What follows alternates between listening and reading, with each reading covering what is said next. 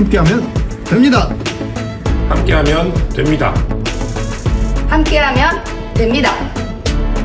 여러분 끝까지 함께 갑시다. 함께하면 됩니다.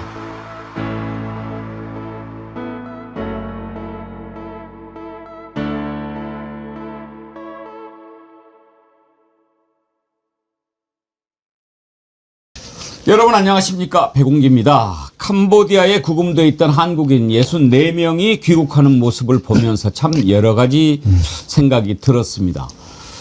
첫째는 이들이 가해자인가 피해자인가. 우리 정부가 대응반을 만들어서 떠날 때는 범죄 조직에 납치되어 있는 우리 국민들을 데려오는 거라고 생각했는데, 이번에 온 64명은 모두 캄보디아 이민 당국에 구금되어 있던 범죄 피의자들이죠. 우리 정부도 체포 형식으로 데려온 건데요. 일부는 지금 구속영장이 신청됐으니까 범죄자들을 송환하기 위해서 그렇게 애를 쓴 건가 하는 허탈함입니다. 또 하나는 도대체 얼마나 많은 젊은이들이 캄보디아에 간 건가 하는 걱정입니다. 법무부 자료를 보면 최근 5년 해마다 2,000에서 3,000명이 캄보디아로 나가서 돌아오지 않고 있습니다. 무엇이 우리나라 젊은이들을 이렇게 동남아로 내몰았는가 생각할수록 씁쓸하고 마음이 무겁습니다. 이제 정부는 아직도 원치 않게 감금되어 있는 피해자들을 안전하게 돌아오도록 하는 것과 이 땅의 젊은이들이 희망을 갖고 일할 수 있는 빛을 제시해 줘야 할 것입니다. 생방송 백운기의 정치 1번지 출발합니다. 저거리몰이 날씨가 추워져서 여러분들한테 환절기 특별하게 또 준비한 상품들 좀 볼까요? 순살 장어탕 여러분이 너무너무 사랑해 주셨죠. 이거를 1+1 2팩에 9,900원. 예, 정말 후회하지 않으실 겁니다. 원래 이 한 팩 가지고 두 사람 충분히 먹을 수 있었거든요. 그런데 1+1에 9,900원이면은 한 끼 식사값으로 4명이 먹는 거 아니겠습니까? 감기 오려고 할 때 이거 한 그릇 드시면 정말 좋고요. 또 녹용 쌍화골드 이건 19,900원에 무료 배송이라고 합니다. 이것도 지금 이 안에 50호가 들어있거든요. 하루에 하나씩 드시면 좋죠. 아침 저녁으로 드셔도 좋고요. 여기에 쌍화, 농축, 분말, 계피, 청궁, 당귀 좋은 거 다 들었어요. 이거 아침에 하나 드시면 몸이 따뜻해질 겁니다. 이게 19,900원의 무료 배송. 그리고 더나함 홍삼 백년진고. 이 백년진고는 일반 홍삼 제품보다 훨씬 더 많이 들어있어요. 그 성분이 제노스사이드인가? 그러니까 이것도 지금 6년근 홍삼 농축액 29,900원의 무료 배송 준비를 했습니다. 이런 기회에 좀 많이 드시면 좋을 것 같은데 이 세 가지를 모아서 세트로도 준비를 했습니다. 그렇게 해서 세트 가격이 49,900원인가요? 예. 이럴 때 좀 챙겨 놓으시고 쟁여 놓으시면 겨울철 든든하게 보내실 수 있을 것 같습니다. 정어리몰이 준비한 환절기 종합 세트. 이거 1,000세트 한정 수량입니다. 이런 기회에 준비해 놓으시면 겨울철 뭔가 좀 넉넉하게 쟁여놓은 것 같은 느낌 들지 않겠습니까? 쌀쌀해졌습니다. 여러분들 환절기 종합 세트 많이 사랑해 주시기 바랍니다. 기온이 뚝 떨어졌습니다. 오늘 아침 서울 최저 기온이 5도, 내일은 4도까지 떨어지는군요. 가을을 아직 충분히 느끼지도 못한 것 같은데 설악산에는 또 첫눈이 왔다고 하고 겨울로 급히 이렇게 가는 것 같은데 좀 아쉽죠. 마음이 바빠집니다. 여러분 남은 가을 잘 담아 두시길 바랍니다.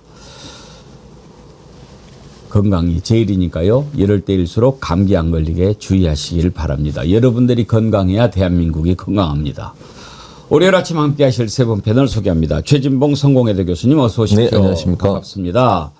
뒤에 있는 황금 들녘 어울리시죠? 네, 예. 잘 어울리네요. 가을 정치가 물씬 풍기고 있습니다. 구름도 멋있는데요? 네, 오늘 아주 황금 들녘으로 배경을 깔아봤습니다. 아참, 여러분들께 부탁 하나 드릴게요. 깊어가는 가을 사진들 좀 보내주십시오. 저희 이메일로 보내주셔도 좋고 카페로 보내주셔도 좋고 그러면은 여러분들이 보내주신 가을 사진으로 배경을 좀 장식해 보고 싶습니다. 좋은 가을 사진들 보내주시면 저희가 배경으로 쓰도록 하겠습니다. 여러분들 잘 부탁드립니다. 임세은 전 청와대 부대변인님 어서 오세요. 네, 안녕하십니까. 반갑습니다. 네. 양지열 변호사님 함께합니다. 어서 오십시오. 네, 안녕하세요. 네. 먼저 토요일 날 캄보디아에서 우리 젊은이들이 많이 있더군요. 64명이 귀국했는데 당초 이제 박모군 숨진 채 발견됐을 때 이거 이렇게 해서 되느냐. 우리나라 젊은이들이 외국에서 이렇게 억울한 죽음 당하면 되느냐. 여론이 이제 또 파져서 구하러 가는 걸로 생각을 했는데요. 현재 캄보디아 이민 당국에 구금돼 있던 사람들 데리고 온 거지요.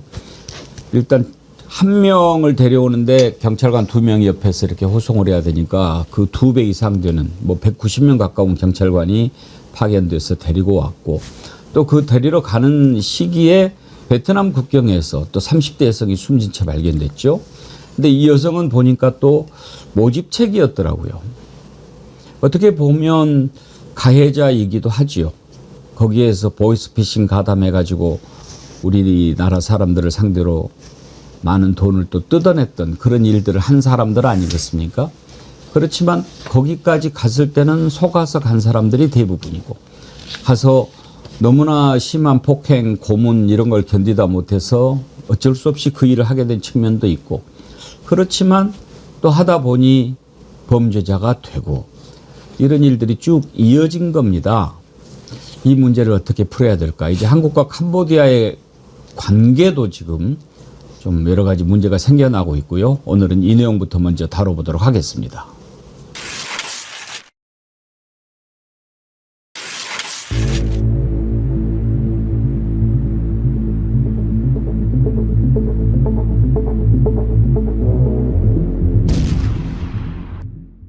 เขมรสักนิดหนึ่งสมเด็จฮุนเซนไม่รู้ว่าอะไรเข้าสิงนะคะศึกเนี่ยตอนนี้รายล้อมรอบด้านเพราะว่าก่อนหน้านี้เขมรเนี่ยได้รับการขนานนามว่าเป็นสแกมโบเดียจำได้ไหมรังสแกมเมอร์โลกที่ผ่านมาเนี่ยปล่อยให้หัวเมืองต่างๆของตัวเองจัดตั้งบ่อนจัดตั้งคาสิโนแล้วก็หลอกคนทั่วโลกเขาเตือนก็ไม่ฟังหน่วยงานระดับชาติระดับสากลเตือนก็แล้วก็ไม่ฟังบอกว่าให้รัฐบาลกัมพูชาไม่ใช่กองถ่ายนะนี่คือภาพเหตุการณ์จริงที่เขาไปเจอมาแล้วถ้าเป็นลองไปสื่อไทยลองไปอมรินทร์ดูสิแล้วไปถ่ายคลิปนี้ได้ที่เขมรสมมุตินะฮะสิ่งที่ทางการเขมรออกมาจะบอกว่าไงรู้ไหมเฟกนิวเป็นอะไรต่างๆเป็นเรื่องไม่จริงกุขึ้นมาแล้วใส่ร้ายเขมรแต่นี่เหตุการณ์จากสื่อนอกฮะจากเกาหลีใต้และทำไมฮุนมาเน็ตต้องรีบปิดเกาหลีใต้ให้จบให้เร็วที่สุดเพราะบอกว่าถ้าสมมติว่าเกาหลียิ่งขุดยิ่งเจอยิ่งขุดยิ่งเจอนานาประเทศต่างๆล่ะที่ไปโก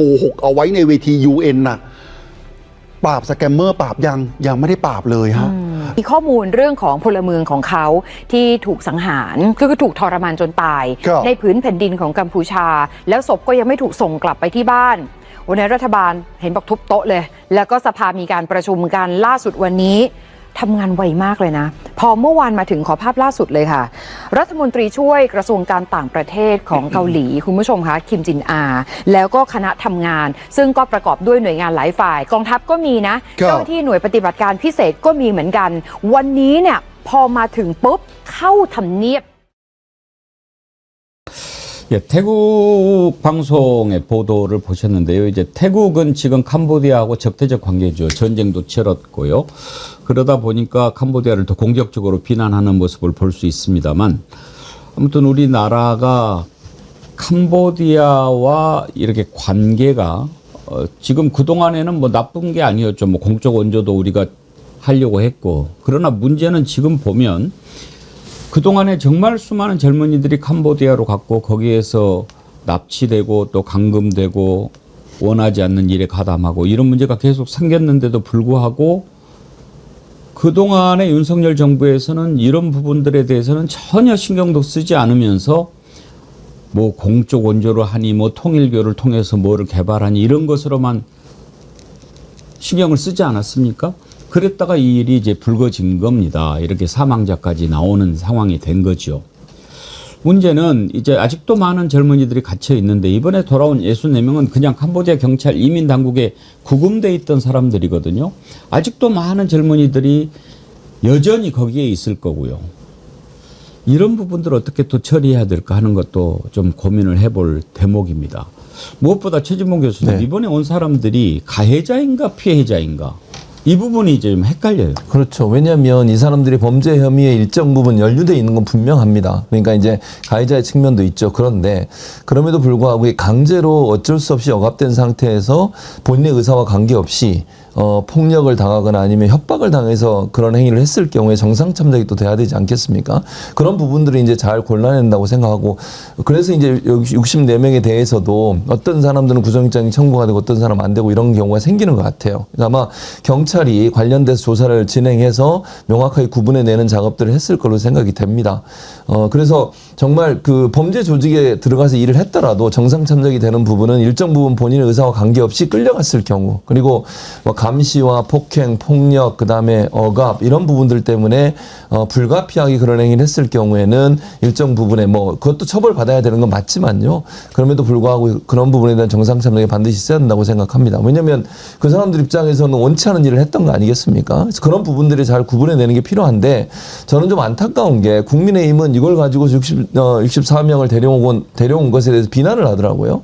범죄자들이라 하더라도 우리 국가에 데려와서 그들이 안전한 상태에서 조사받고 법적 처벌을 정당하게 받는 게 필요하다고 저는 생각합니다. 그럼 그 사람들이 나쁜 짓 했으니까 그냥 외국에 놔둬야 됩니까? 거기서 어떤 대우를 받든지 놔둬야 되는 상황은 아니라고 생각하거든요. 근데 국민의힘에서는 그런 부분에 대해서 그거 데려온 게 뭐가 그렇게 중요하냐 이런 식으로 자꾸 비난을 하던데, 우리 국민의 생명과 안전을 지키는 것이 국가의 원칙이고 대통령의 임무 아니겠습니까? 역할이고. 그런 부분들을 충실했으면 박수를 쳐주고 어떻게든지 함께 이 문제를 잘 풀어낼 생각을 해야지, 그런 방식으로 접근하는 것은 대단히 정쟁적인 부분, 정치적인 부분이 아닌가 하는 생각이 듭니다.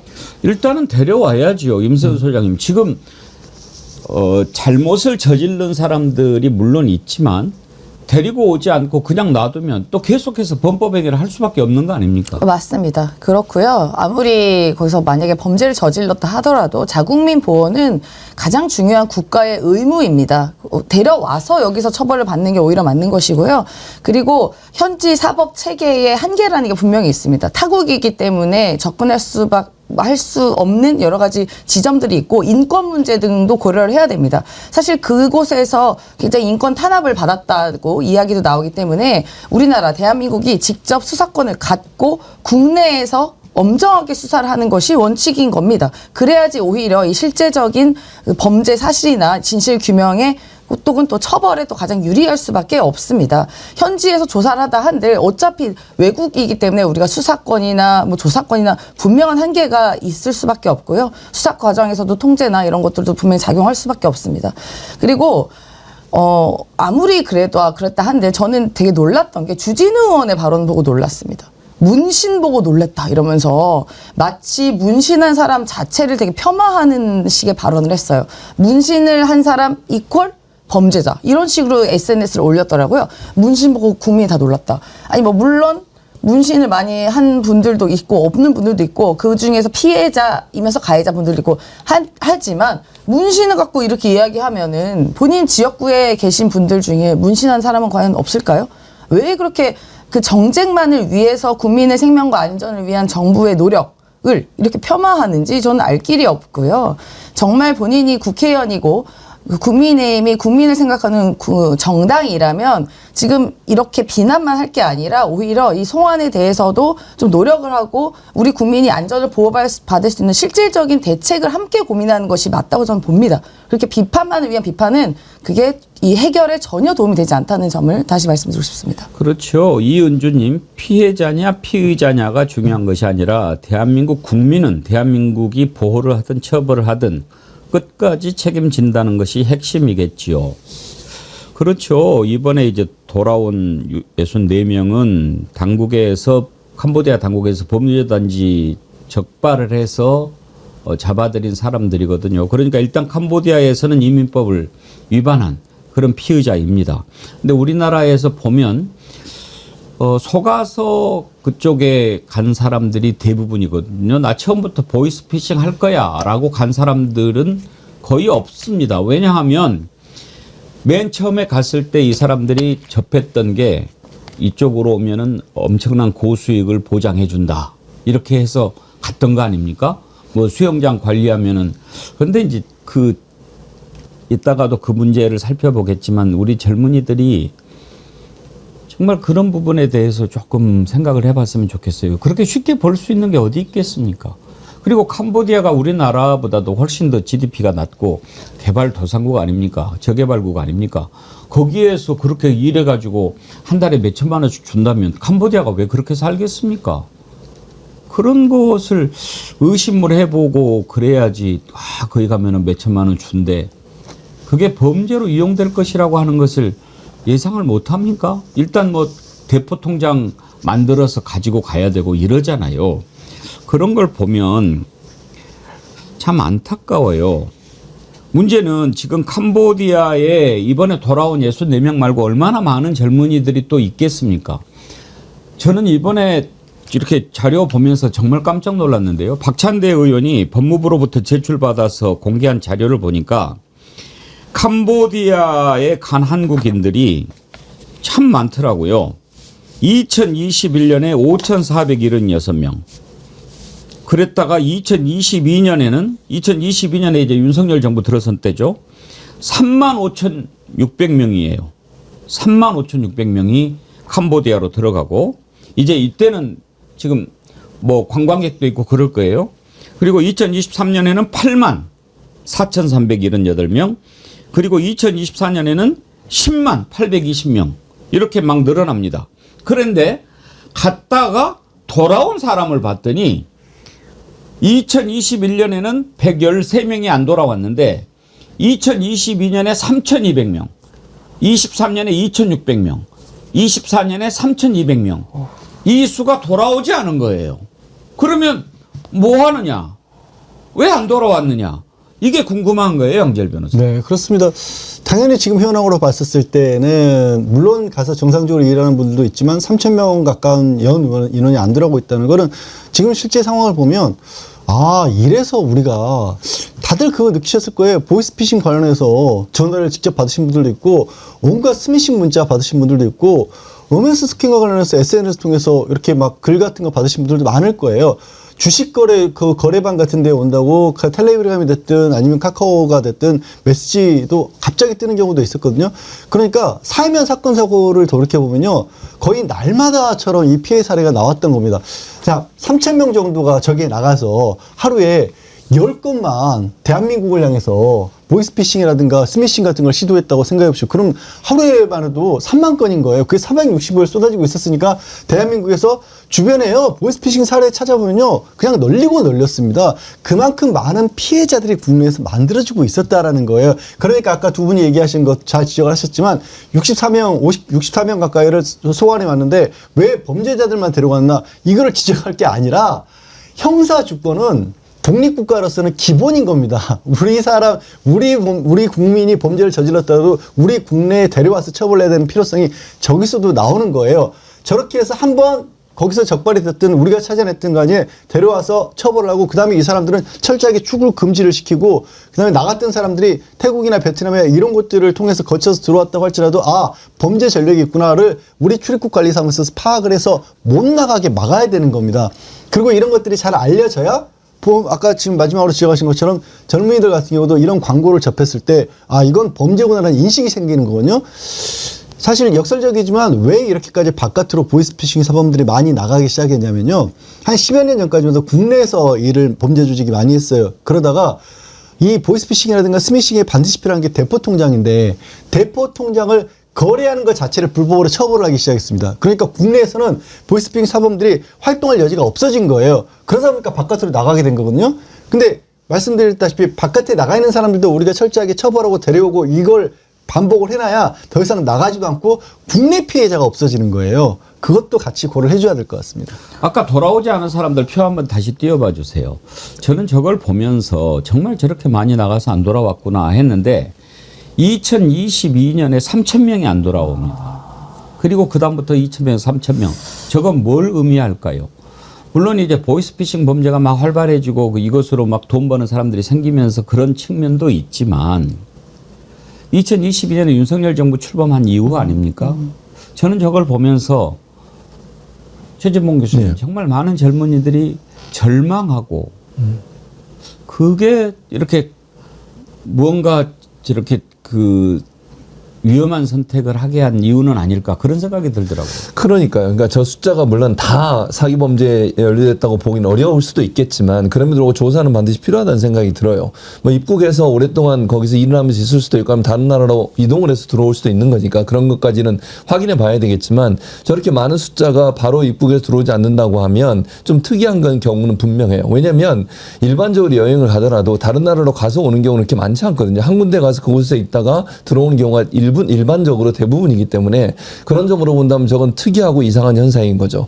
그리고 말씀하신 것처럼 사실 우리나라에 윤석열 정부 들어서도 청년 취업이나 이런 부분들이 많이 어려움을 겪었던 건 분명하잖아요. 그런 부분들 때문에 결국 외국으로 시선을 돌릴 수밖에 없는 것이고 저는 또 하나 이제 우리가 놓치고 있는 지점이라고 생각하는 게 뭐냐면 그 일반적인 우리 청년 세대도 문제지만 그러니까 좀 이런 표현 그 사회 소외 계층들 있잖아요. 청년들 중에서 이런 사람들은 특별하게 정부가 좀 신경을 써서 취업할 수 있는 자리들을 만들어줘야 돼요. 그러니까 예를 들면 예컨대입니다. 장애를 가지고 있거나 아니면 뭐 이게 정신적으로 지체 현상이 있거나 이런 분들에 대해서는 다른 형태로 국가가 보호하면서 그분들이 일을 할 수 있는 직장들을 많이 만들어줘야 되거든요. 그런 복지 사각지대에 있는 분들이 사실은 저런 범죄적의 현혹에 또 빠지는 경우들도 많이 있어요. 근데 이런 부분들이 사실은 윤석열 정부 들어서 많이 줄어들다 보니까 그런 분들이 또 직업을 찾기 위해서 또 돈을 벌기 위해서 불가피하게 가야 되는 상황이 될 수도 있고 또 하나는 경제적으로 정말 코너에 몰리는 사람들 이런 사람들을 구제할 수 있는 여러 제도들이 필요하거든요. 뭐 국민의힘은 늘 그러지 않습니까? 예를 들면 뭐 이재명 정부 들어서도 그 탕감 정책이라든지 또 자영업자들 소상공인들 이런 분들 같은 경우에 코로나 이후에 어려움을 겪고 있는 분들이 일정 부분 좀 경제적 도움을 주는 부분 이런 부분들을 퍼주기라는 둥 무슨 뭐 돈을 가지고 뭐 그 사람들에게 어떻게 한다는 둥 이런 식으로 계속 공격을 하고 비판을 하면서 그런 분들이 계속 코너에 몰려서 더 이상 삶을 계속하기가 어려운 상황 가운데 빠지다 보면 결국 이런 선택을 할 수도 있다고 보거든요. 이런 부분들에 대해서 윤석열 정부가 제대로 대응하지 못한 부분도 결국은 이렇게 많은 사람들이 또 외국으로 눈을 돌려서 가게 되고 그것이 이제 뭐 사기를 당해서 가서 피해를 당하는 경우로 연결되는 부분도 분명히 있을 거라고 생각합니다. 지우아빠 헬리님이요. 국힘과 일각에선 피의자를 데려오는 게 정상적이냐라면서 비판하던데 피의자든 피해자든 데려와서 조사를 하고 처벌을 해야 하는 거 아닌가요? 송환하지 않으면 더 많은 피해자가 발생할 것이고 또 캄보디아에 남아있는 구금자와 실종자를 찾아야죠. 그게 국가가 하는 일인 겁니다. 내일 한자나 만나고 맨날 술이나 마시고 괴상한 폼으로 골프나 치는 자들부터 정신 차리십시오. 저렇게 많은 수가 나가고 지금 캄보디아의 교민뿐만 아니라 이렇게 나가는 사람이 몇만 명이 되지 않습니까? 그리고 돌아오지 않는 사람이 저렇게 많고 문제가 계속 일어나는데도 윤석열 정부 그렇게 하는 동안에 이제야 코리안 데스크 얘기가 나옵니다. 지금 코리안 데스크라고 교민 전담반 있지 않습니까? 네. 근데 코리안 데스크가 아직까지도 없었다는 거 아닙니까? 그러니까 제가 저 숫자를 보고 뭐 괜한 억측이라고 할 수도 있겠지만요. 2022년 되면서 30배가 늘었어요. 아까 저기 돌아오지 않은 숫자가. 이게 그냥 뭐 몇백 명 이렇게 점차적으로 늘은 숫자가 아니라 기하급수적으로 30배가 늘는 것에 대한 성찰이 필요합니다. 이거는 국가가 관리를 안 한 거예요. 전혀 관리가 안 됐고 특히 캄보디아가 제가 지금 많이 혹시 보고 계신 분들은 아셔야 되는 게 뭐냐면 GDP의 50%가량이 이런 범죄와 관련된 수익을 얻습니다. 캄보디아가. 그러니까 캄보디아 가서 일을 하라 하면은 대부분이 이런 사기나 스캠이나 이런 부분이 연루가 되어 있다라고 그냥 기본 전제를 깔고 가셔야 돼요. 그러면 이 GDP의 50%가 이런 범죄와 관련된 수익으로 나라가 지탱됐다면 그동안 관리가 돼야 되는 게 맞거든요, 국가에서. 근데 2022년부터 30배가 늘어요. 돌아오지 않은 숫자가. 그러면 전혀 국가가 방치하지 않았고 또 여러분 기억하시겠지만 김건희 씨가 가가지고 빈곤 포르노 찍으면서 뭐 이렇게 어린아이 안고 이랬던 미화했던 장면들이 분명히 기억하실 겁니다. 이런 부분 제대로 저는 기억하셨으면 좋겠고요. 지금 국민의힘은 계속 비난을 위한 비난을 저는 하고 있다고 보는 게 그 아까 말씀하신 코리안 데스크 이런 것도 원래는 다 작동돼야 되게 맞는데 전혀 방치되어 있었고 지금 그나마 이재명 정부 들어와서 지금 이런 사건이 발생하니까 24시간 긴급 상황실 이런 걸 만들어서 현지 경찰과 대사관이랑 신속하게 정보 교류하면서 대응을 열심히 하고 있습니다. 마치 이제 국민의힘은 본인들이 방기했던 여러 가지 일들을 괜히 이재명 정부 탓을 하면서 마치 우리가 정부가 국민의 생명을 방치했다 이런 식으로 몰아가고 있는데 이거는 정말 저 허위고 과장이고 국민의 생명 앞에서 그런 식으로 얘기를 하면 안 되는 거예요. 되돌아보셔라. ODA 산업이라던가 캄보디아를 통해서 어떠한 범죄 수익이나 뭐 돈 세탁하려는지 모르겠지만 그동안 있었던 일을 한번 되돌아보셔야 되는 게 좀 우선이지 않을까 그런 생각이 들었습니다. 캄보디아가 사실 좀 문제가 있지요. 왜냐하면 훈센 총리가 오랫동안 집권을 해왔고 지금 총리는 또 훈센 아들입니다. 그런데 이번에 그 범죄 단지 운영하는 총책이 바로 아주 젊은 친구더라고요. 천즈 프린스 그룹 회장인데 1987년생이에요. 근데 이자를 캄보디아 정권이 비호했다. 네. 그래서 그 아래에서 자랐다. 범죄를 저질러도 그냥 묵인했다. 이런 것들이 막 나오지 않습니까? 일단 저도 뉴스를 보고 깜짝 놀랐던 게 처음에는 이제 캄보디아 내부에서 우리로 치면 이제 제2금융권 내지는 사채 같은 업종으로 시작을 했다가 불과 3년 만에 그냥 우리로 치면 국채은행급에 되는 그런 금융회사로 돌변을 했다라고 합니다. 그 다음에 이게 부동산 업체 그 각 다른 세계 각국에도 투자라는 그런 어떤 회사들을 만들어서 운영을 했었는데 최근에 프랑스, 미국에서 이 회사의 금융자산 일부를 동결을 했어요. 가상화폐로 된 재산만 동결했는데 그 자산이 무려 21조 원이었습니다. 그러니까 그게 가상화폐로 운영할 수 있던 자산만 21조 원이었더라면 상상을 초월하는, 더군다나 캄보디아가 상대적으로 경제적으로 낙후되어 있기 때문에 그러면 이 이자가 얼마만큼이나 이 좀 낙후되어 있고 부패하기 쉬운 구조를 가지고 있는 캄보디아에서 위상이 어땠는지 짐작할 수 있는 거고, 그러다 보니까 이제 보도를 보신 분들 아시겠지만 지난 7월에 우리나라에조차도 그 이자가 운영했던 그룹의 사무실을 공개적으로 열었던 경력이 있습니다. 그러니까 국제적인 어떤 범죄 조직으로 성장을 해버렸던 것이고, 그 배경에 말씀하신 것처럼 이 캄보디아의 부패라든가 캄보디아의 불안한 내정이라든가 이런 부분이 기여를 했었고, 그래서 아까 태국 뉴스 보시면 유엔에서 이 부분을 미국이나 프랑스 같은 데서도 문제 제기를 했던 거예요. 이미 수사를 했던 거예요. 그럼 이렇게까지 큰 문제가 이루어지고 있었는데 왜 이렇게 윤석열 정권에서는 아무 조치를 못했을까? 몰랐을 리 없다. 캄보디아 내부에서도 캄보디아의 대사관에 실종 신고가 접수된 게 뭐 해당 올해 들었으면 300건이 넘는다고 하는데 어떻게 모를 수가 있을게요. 근데 지금 상황을 보면 캄보디아 대사로 나가 있었던 사람은 외교부 공무원 출신이 아니라 산업자원부 출신입니다. 그리고 부산 엑스포 유치위원을 맡았던 인물이고요. 윤석열의 측근으로 분류가 되는 거고, 그건 나가가지고 내내 캄보디아에 퍼주기 쪽만 지금 애를 썼던 거예요. 그 증거를 하나하나 드러나오는 게, 이 ODA를 하려면 수출입은행에 직접적으로 관여를 했는데 수출입은행과 외교부와 협상했던 기록 자체가 안 남아있다고 하고요. 최상목 경제부총리조차도 여기 빨리 ODA 사업 진행되도록 그렇게 부추겼다는 기록까지 나오고 있습니다. 그러니까 정말 국민 보호 내지는, 저는 여기서 더 나가서 의심되는 게 1000억대 단위로 이 수출입은행에서 이 지원금을 해줬는데 그러면 캄보디아 관료들만 배부르게 해줬을까요? 부패한 관료들만? 거기 ODA로 나가는 돈은 어떻게 쓰였는지를 우리가 관리 감독하지 않는 거거든요. 우리 쪽에서는 떼먹은 거 없을까? 뭐 이런 생각까지 들어요. 예. 천지 사진 한번 보여주세요. 훈센 총리랑 이렇게 나란히 서 있기도 하고 그러던데, 이자가 지금 미국과 영국 정부로부터도 초국가적 범죄로 제재를 받고 있는데, 문제는 이 프린스 그룹이라고 하는 부동산 자회사가 지난 5월에 우리나라에 진출해가지고 강남에서 활동을 했다고 그래요, 임세현 소장님. 말이 안 되고요. 아니, 저분도 철저하게 감독해야 되는 거 아닙니까? 그러니까 우리가 기업에서도 어떠한 투자가 있으면 그게 감사도 있고 컴플라이언스도 있고 다 관리를 하는 거예요. 그게 기본입니다. 그런데 저게 국가가 나서서 이런 식의 범죄에 연루가 되어 있다? 그런데 그게 어떻게 관리가 안 됐었죠?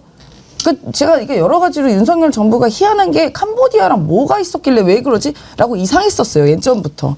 그때 김건희 가서 아까 말씀드린 것처럼 했던 것도 이상하고 계속 캄보디아랑 무슨 묘연의 관계같이 맺은 게 굉장히 수상했단 말입니다. 근데 우리 아까 양재열 변호사님 얘기하신 것처럼 아까 수출입은행 ODA도 그렇고요. 그리고 참 희한하게 이게 우연의 일치인지 모르겠습니다. 캄보디아 ODA 산업에서 관련된 기업이 수출입은행뿐만이 아니라 도이치모터스도 관련이 돼 있고요. 그리고 양평고속도로에 그 자문을 해준 자문회사인 그 두 가 중에 하나 회사도 연루가 되어 있다는 얘기가 있습니다. 뭐가 이렇게 김건희 씨와 관련된 혹은 윤석열 부부와 관련된 일에 캄보디아 관련된지 모르겠고 아까 저분 뭐 아까 87년생이라고 그러셨나요? 근데 이게 왜 관리가 안 되는 겁니까 국가에서? 이거 모를 수가 없어요 그동안에. 의도적으로 눈 감게 한 거 아닌가라는 생각밖에 들지 그럼요. 않죠. 캄보디아 정부가 이 천지를 뒤에서 봐주고 그러지 않았다면 뿌리 뽑기는 오히려 더 쉬운 구조였더라고요. 이번에 우리가 웬치라는 것을 알게 됐는데 완전 닭장같이 이렇게 그 범죄 단지가 있지 않습니까? 딱 이렇게 은밀히 숨어서 활동을 하는 게 아니라 아예 초소까지 만들어 놓고 딱 저렇게 돼 있어요. 저기에서 다 범죄가 일어났던 거 아닙니까? 마음만 먹으면 소탕이 아주 쉽게끔 돼 있는데 저는 저 범죄 단지 보고 맨 처음에 무슨 교도소인 줄 알았어요.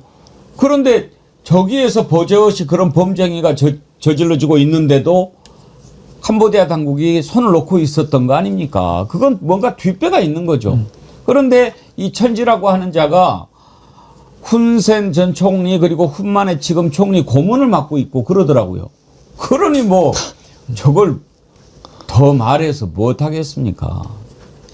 한 가지 더 짚어보죠. 떡국열차님, 지금 이런 상황에도 캄보디아 가서 안전하다고 홍보하던 작은 여행 유튜버들 무시하면 안 됩니다. 작지만 숫자가 많아서 관심 있게 봐야 할 것 같습니다. 이런 글을 주셨는데 지금 뭐 안전하다고 홍보하고 이런 걸 떠나서 지금 그 앞에서 막 BJ들이 많이 가서 방송을 하고 있대요. 뭐 이게 이제 돈 벌려고 하는 것 같은데 저는 이번에 처음 알았는데 최지봉 교수님 네. 엑셀 방송? 엑셀 방송이요. 저도 모르겠어요. 그래요? 처음 들어봤어요. 이 엑셀 방송이라는 네, 게 네. BJ들이 네. 후원금이나 조회수 네. 순위를 엑셀 시트처럼 정리해서 경쟁을 유도하는 방식으로 진행되는 거래요. 참 어쩌고. 그러니까 이게 그야말로 이거는 공적인 업무, 뭐 임무 이런 건 관심이 없는 거네. 엑셀로 정리해서 그러면 결국 돈 버는 기계 이런 역할을 하는 거잖아요. 결국 그런 방식을 통해서 피해는 누가 당하는 겁니까? 모르고 들어와서 방송인 줄 알고 봤다가 거기에 넘어가거나 아니면 거기에 현혹돼 가지고 피해자가 되는 거 아니겠어요? 이거는 저는 그 요즘 이름이 방송 미디어 통신 심의위원회에서 적극적으로 대처해야 된다고 생각해요. 이거는 제재를 해야 되는 상황이라는 생각이 들고요. 저런 식으로 방송을 해가지고 국민들을 현혹해서 뭐 범죄에 빠지게 만든다거나 아니면 사기의 대상이 되게 만드는 행위를 하는 것은요. 철저히 정부가 나서서 조치를 해야죠. 그렇지 않아도 이재명 대통령이 지시를 해서 SNS에 이거 광고 올라오는 거 있잖아요. 캄보디아 이거 사기 집단들이 광고 올리는 거 있거든요. 고수익을 보장한다. 뭐 와서 그냥 쉬다가 가면 된다. 통장만 주고 가면 된다. 이런 식으로 거짓으로 사기 혐의를 하는 모든 그 SNS를 다 가리게 만들었거든요. 마찬가지로 방송 미디어 통신 심의위원회에서 이 부분도 조치를 할 필요가 있겠다는 생각이 듭니다. 이런 상황에 지금 캄보디아 여행 제한하고 있는데 돈 벌 기회라고 생각하는 거죠. 아니 근데 저도 놀랐던 게 굉장히 유명한 연예인이에요. 다 아시겠지만 옛날에 이제 빅뱅의 승리 씨가 캄보디아 그때가 뭐 시기는 제가 잘 모르겠습니다. 방송에 나와서 연설하는 게 나와요. 아까 저 프린스 그룹 딱 뒤에 마크 하고 연설하면서 캄보디아는 안전하고 여기 불안하다는 사람은 다 뭐 욕하면서 뭐 꺼져 뭐 이렇게 이야기하면서 내가 GD도 데려올게. 지드래곤 데려올게. 캄보디아에 데려올게. 여기 얼마나 좋은 나라인지 알아? 막 이러면서 그 영상이 돌더라고요. 그 유명 연예인도 가서 이렇게 홍보하는 거 보고 제가 드악했습니다. 드악. 그러면 저걸 보고 사람들이 그 유명 연예인이라는 기본적인 신뢰가 있잖아요. 저렇게 유명한 사람이 나가 좋다는데 그런 거 아니야? 그래서 이런 것도 더 제재를 해야 됩니다. 그런 거 어디서 해야 됩니까? 이진숙 방통위원장 있었던 그 방통위에서 이런 거 다 보고 걸러내야 되는 거예요. 그동안에 본인들의 임무랑 역할을 다 방기했기 때문에 지금의 사태도 저는 이게 손 놓을 수 없는 거라고 생각합니다. 찾아보시면 다 나올 거예요. 승리가 캄보디아 홍보한 영상. 말이 되는 얘기예요, 지금? 이렇게 범죄의 소굴인 이곳에 젊은이들 보여서 안전하다, 내가 보장한다, GD도 데려오겠다, 이런 얘기를 하는 그걸 버젓이 그 방송이 유통되는 게 말도 안 되는 겁니다. 이제 남은 일은 혹시라도 원치 않게 감금돼 있는, 그러니까 이제 구금이냐 감금이냐. 구금은 당국에 이렇게 잡혀 있는 사람, 감금은 원치 않게 지금 묶여 있는 사람. 어찌됐든 다 들어와야죠. 그리고 다시는 나가지 않도록 해야 되는데 제한만 하는 것이 중요한 게 아니고 왜 나갔는가. 이 젊은이들이 다시는 나가지 않게끔 하는 것. 참 이게 중요한 숙제가 될 것 같습니다. 속보가 들어오는 대로 또 다뤄보기로 하고요. 다음으로 넘어가겠습니다.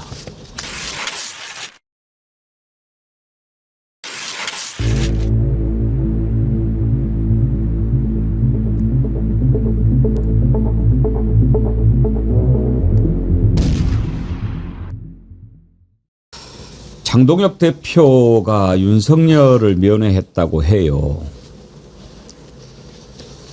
근데 이제 지금 뭐 윤석열 면회 가가지고도 당 내에서도 좋은 말을 못 듣고 있던데 참 궁금해요. 장동혁이는 무슨 생각을 하고 있는가? 더군다나 다녀와가지고 글을 올렸는데 그 글 한번 보여주세요. 어제 오전 윤석열 대통령님을 면회하고 왔습니다. 힘든 상황에서도 성경 말씀과 기도로 단단히 무장하고 계셨습니다. 최진봉 교수님. 네. 장동혁이는 기독교인인 걸로 알려져 있는데 네. 윤석열이도 기독교인인가요? 저는 그렇게 보이지 않습니다. 일단 생각을 해보세요. 본인이 그 대선 과정에 손에 왕자 쓰고 나왔잖아요. 그렇게 나온 사람이 어떻게 기독교인이 될 수 있으며, 두 번째는 그 김건희도 잘 아시는 것처럼 보니 웬만한 총금 보고 이런 거 보면서 다 사람 뭐 볼 수 있다 이런 식으로 얘기했잖아요. 아니 이런 사람들이 무슨 말씀과 기도라는 말을 왜 올리는 겁니까? 저러니까 기독교를 욕되게 하고 욕먹게 하는 거예요. 저런 행동들이.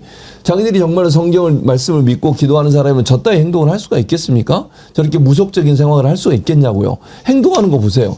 통일교와 손잡고 통일교에 뇌물 받고 이런 행동을 하는 사람이 기독교인이 맞습니까 대체? 이게 앞뒤가 안 맞는 거예요.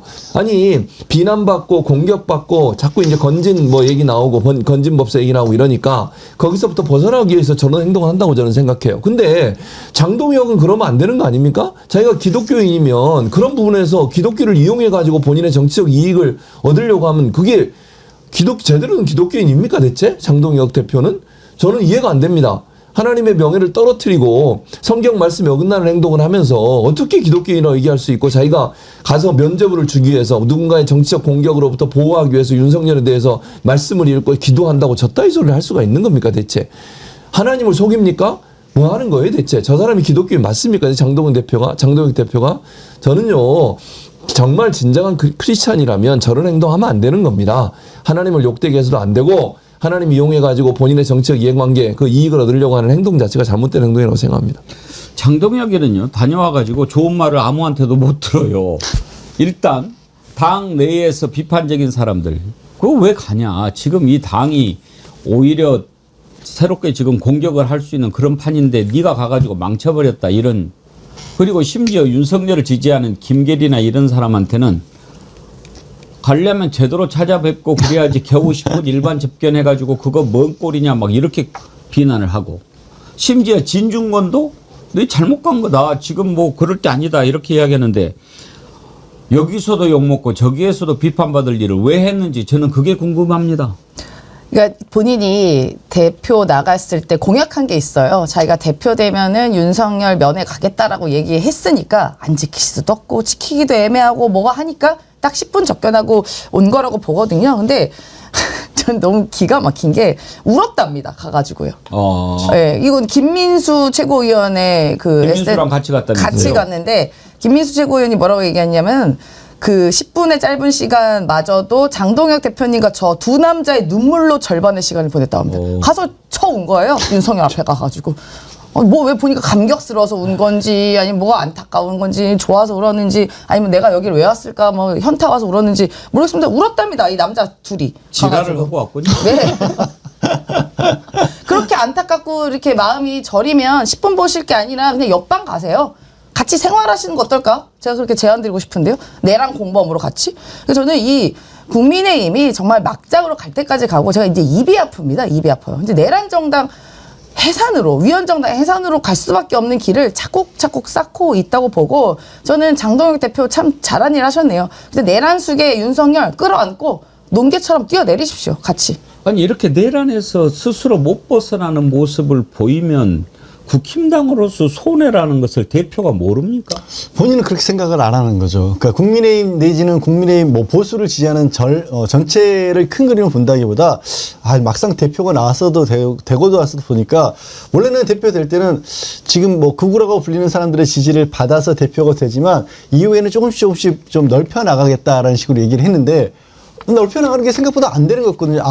그럴 바에는 그냥 여전히 나를 계속해서 지지해 줄 만한 사람들은 그러니까 지금 뭐 아스팔트 극우라고 불리는 그런 사람들밖에 없구나. 그리고 뭐 국제적인 흐름을 보니까 뭐 트럼프도 그렇고 지금 극우들이 생각보다 뭐 범위가 넓어지고 있는 것 같은데 그럼 나도 그냥 그쪽에 가서 계속해서 붙어야겠다라는 생각을 했던 것 같아요. 근데 그러다 보니까 아까 이제 비판하신 것처럼 김계리라든가 지금 원래 그쪽에 있는 뭐 변호인이지만 사실 극우적인 주장을 하고 있는 사람은 우리 몫을 당동이가 계속해서 뺏어가려고 하네. 우리가 하려면 제대로 해야지. 가서 특별 접견이라든지 어제 대통령님을 10분만 만났다고 해. 라고 비판하는 거고 당동이가 견제하는 거고 국민의힘도요.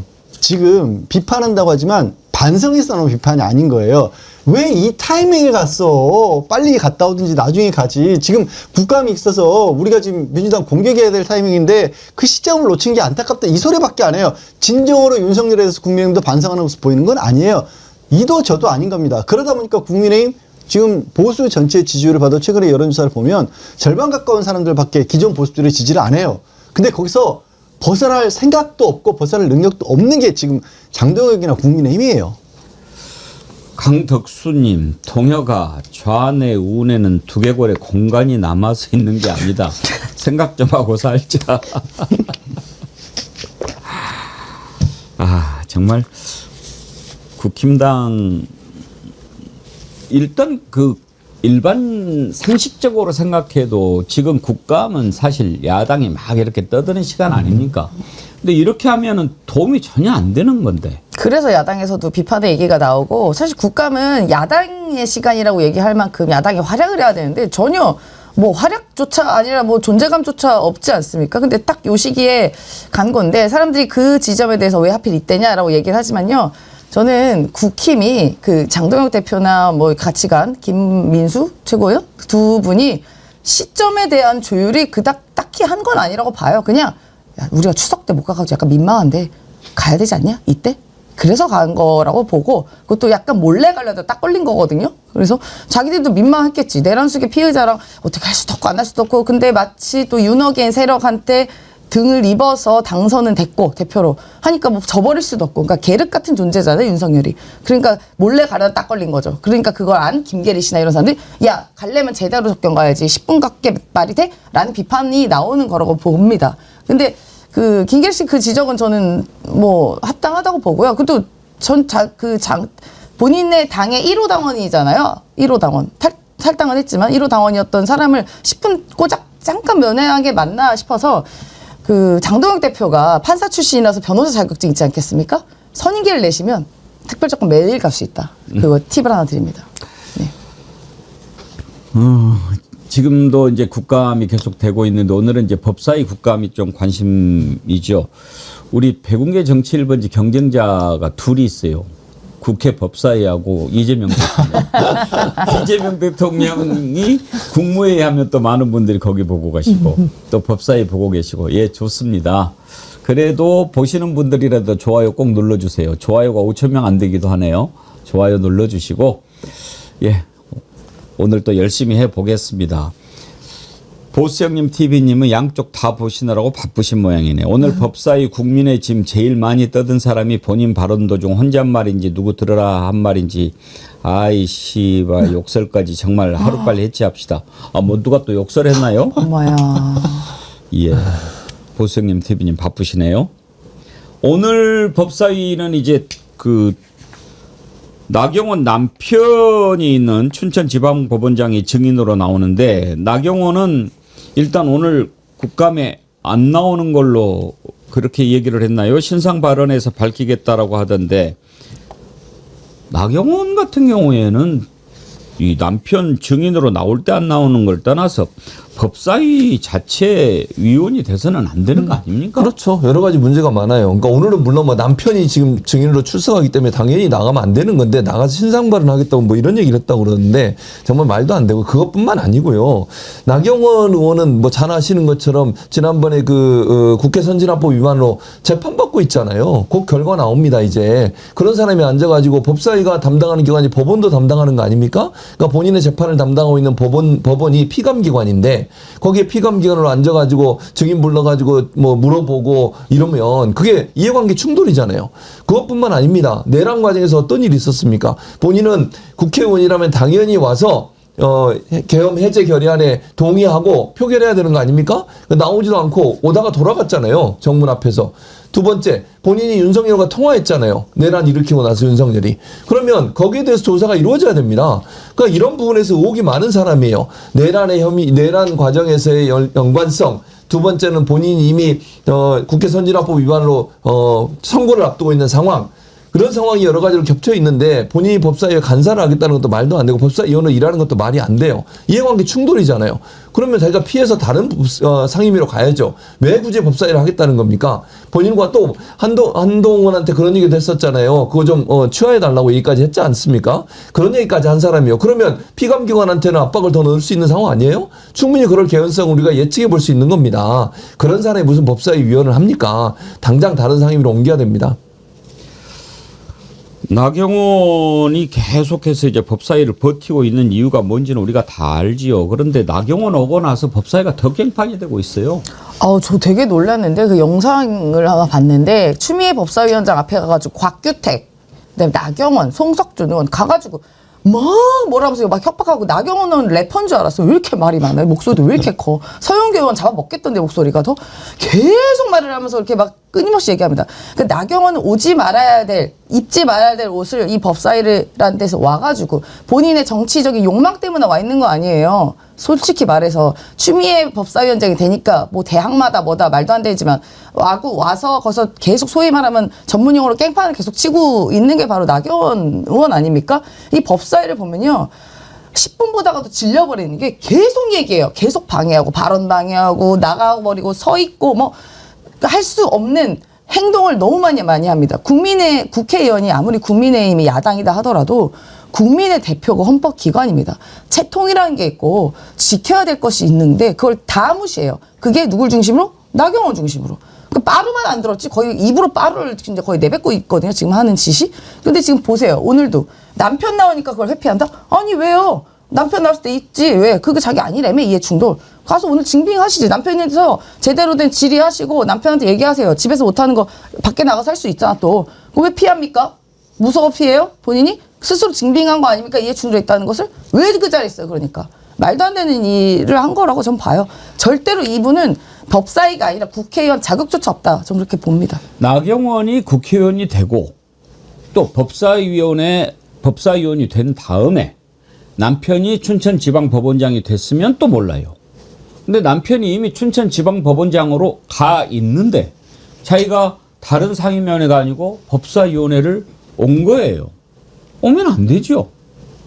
그리고 국감 정말 중요한 때 나는 뭐 출석 안 하겠다. 그러면 이유가 뭔지 일단 한번 그 본인이 신상 발언하겠다라고 하는 얘기를 한번 들어보시죠. 하신다고 하는 기사가 나왔는데 그거 맞는지랑 이유를 듣고 싶습니다. 그거는 좀 오보입니다. 그거는 내일 법사위에서 제가 신상 발언을 제일 먼저 신청을 했고요. 신상 발언 신청을 할 예정이고, 신상 발언에서 말씀을 드리겠습니다. 법사위의 사실 이해충돌 문제는 이미 감사원 국감에서 전현희 의원님이 본인 권익위감사를 질의했었고, 박지원 의원님은 서해 공무원 사건을 또 질의를 해서 저희가 좀 심하다. 이건 이해충돌이라고 말씀을 드렸는데요.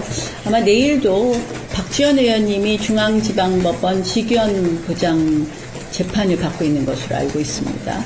그래서 여러 가지 이해충돌 문제가 나올 것인데요. 저는 이런 부분 적절하게 제가 신상 발언을 통해서 말씀드리겠다는 말씀드립니다.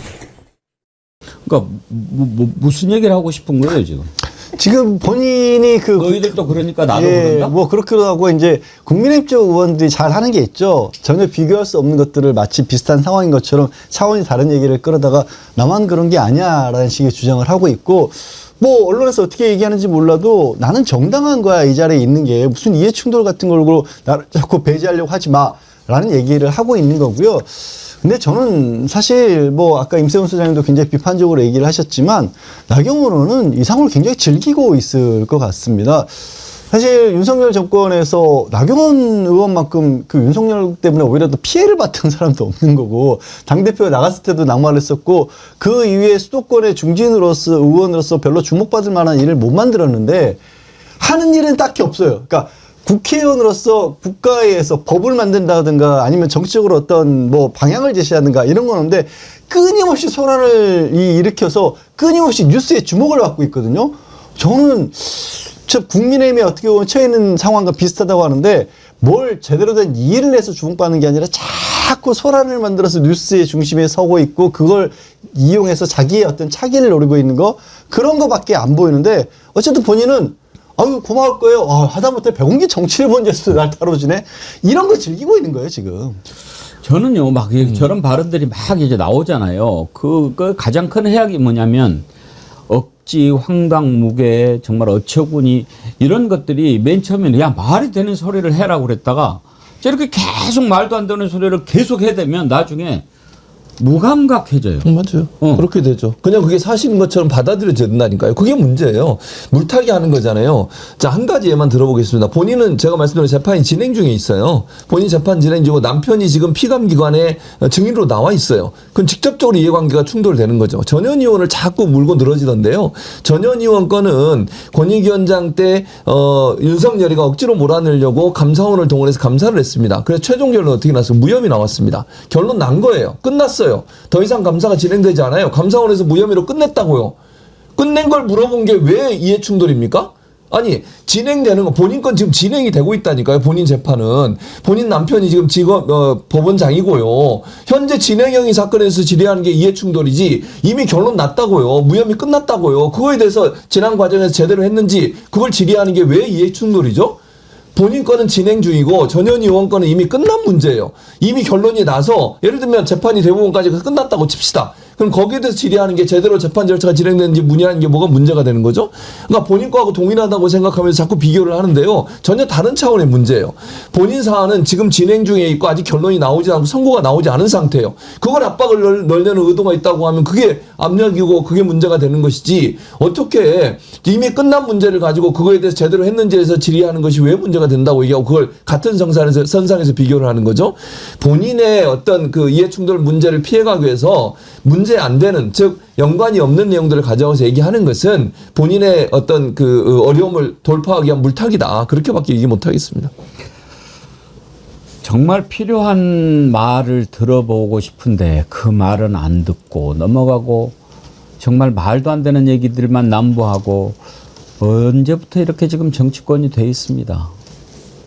요즘 국감 나온 김에 제가 오늘 아침에 재미있는 얘기를 하나 들었는데 우리 임세훈 소장님이 조이대 성대모사를 조이대 할 수 있다고. 조이대까지?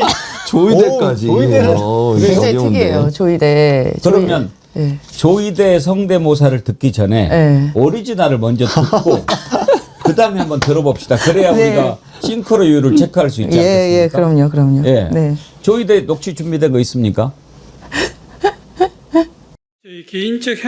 개인적인 행적에 대하여 제기된 의혹과 관련하여서는 일부 위원님들의 서면 질의에 언급된 사람들과 일절 사적인 만남을 가지거나 해당 사건에 대한 대화나 언급을 한 사실이 없었다는 점을 다시 한번 분명하게 말씀드립니다. 다음으로 위 사건에 대한 신속한 심리와 판결 선고의 배경에 관하여 불신이 있는 것 같아 안타까운. 이제 포인트는 대충 알겠는데 일단 우리 임세훈 소장님 성대모사 한번 들어봅시다. 네, 저 이제 많은 분들이 제가 이제 개그맨으로 이제 인식하는 경향이 약간 있긴 합니다만 여러분 말씀드리지만 저는 그 증권맨 출신의 경제를 전공한 정치인이라는 말씀을 드립니다. 네. 그래서 저희가 정치라는 게 우리가 그 타인을 약간 좀 이렇게 희화화하면서 그렇게 하는 게 또 정치의 또 재미이기도 하니까요. 말씀드리고요. 지금 민주당이 제기하고 있는 여러 가지 의혹들은 전혀 사실이 아니고 저는 사법부의 독립을 위하여 여러 가지 노력을 하고 있습니다. 한덕수 정촌이라는 사적으로 전혀 만남이 없다는 것을 다시 한번 말씀드립니다. 그래서 한덕수 만났어 안 만났어? 만났잖아요. 조이 대장검장 똑바로 얘기하세요. 서영교원까지 갔습니다. 두 분께 죄송하다 한 말씀. 서영교 의원은 금방 알아듣게. 네. 근데 저희들은 꼭 네. 다 죽어가는 목소리로. 네. 근데 그 원래 이렇게 좀 강조하는 부분에 이렇게 그 액센트와 또 인터네이션이 올라가는 건 그건 이해할 수 있는데 아무 때나 올라가요. 지금 저분이 이제 목소리가 뭐 약간 뭐 다 죽어가는 목소리잖아요. 네. 제가 그 이유를 파악한 게 대법원장의 집무실은 150평이랍니다. 그 돌아다니려면 얼마나 힘들겠어요. 150평. 그래서 힘이 없을 수밖에 없죠. 네. 근데 김건희 성대모사 잘하시는 거 유명한데 또 조이대까지 근데 왜 이렇게 국민 밉상들만 성대모사를 서영교 의원이 있으시죠. 아, 국민 사이다 서영교 의원이. 서영교 의원 비슷했어요. 네, 서영교 의원. 다시 한 번 해. 조이대 그래서 그러면 공적으로는 만났다는 거예요? 만났어요? 안 만났어요? 대답 똑바로 하세요. 그게 더 잘 어울린다. 서영교 그게 훨씬 낫네. 서영교 의원. 예. 그거만 하세요. 좀 비슷하네 진짜. 국회의원 서영교입니다. 예. 우리 또 임세은 소장님 덕택에 한번 웃고 갑니다. 국감에서 여러 가지 이제 그 거짓말들이 하나하나씩 드러나는 걸 보는 것도 재미가 있는데요. 임성근이 이 친구도 정말 한번 그 조사를 검사를 좀 해봐야 돼요. 조사가 아니고. 배우 박성웅 씨 있잖아요. 배우 박성웅 씨가 아주 놀라운 증언을 했어요. 임성근하고 이종호하고 서울 강남에서 식사를 했다. 그랬는데 지금까지 임성근이 나 이종호 알지도 못한다. 본 적도 없다고 그랬어요. 이종호도 마찬가지고. 그런데 아니 박성웅 씨가 뭐 때문에 뭐 거짓말을 한다고 이제 막 그러던데 뭐 때문에 내가 이종호하고 임성근 만나서 밥 먹었다고 이야기를 했을까요? 그러면 말이 됩니까? 그런데 이렇게 드러나면 상식을 가진 사람이라면 아 그때 만났는데 제가 기억을 못했다든지 뭐 또 기억도 못하겠어요. 그 유명한 배우 만났는데 그런데 끝끝내 안 만났다고 그러더라고요. 야, 이거 좀 보통 놈 아니에요? 한번 보실래요?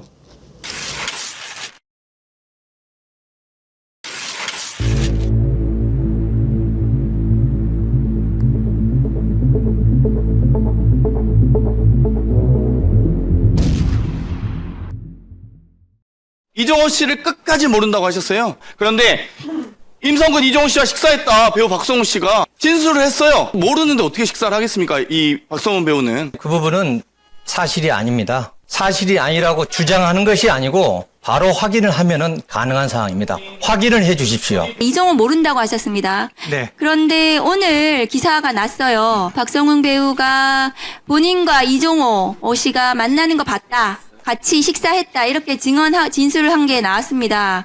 본인이 아직도 그럼 이종호 모른다고 얘기하실 건가요? 예. 저는 아직도 이종호 씨를 만난 적이 없습니다.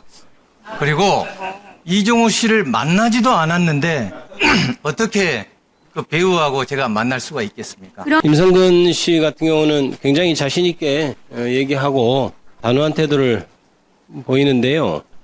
그렇게 자신 있게 얘기한다고 허구가 사실이 되는 건 아니죠. 그렇게 자신 있으면은 핸드폰 비밀번호 풀어가지고 포렌직에 임하는 것이 맞고 그게 더 빨리 진실이 밝혀지지 않을까요? 저는 그것을 권유합니다. 저 어떻게 해야 돼요, 양절 변호사님? 캄보디아로 보내?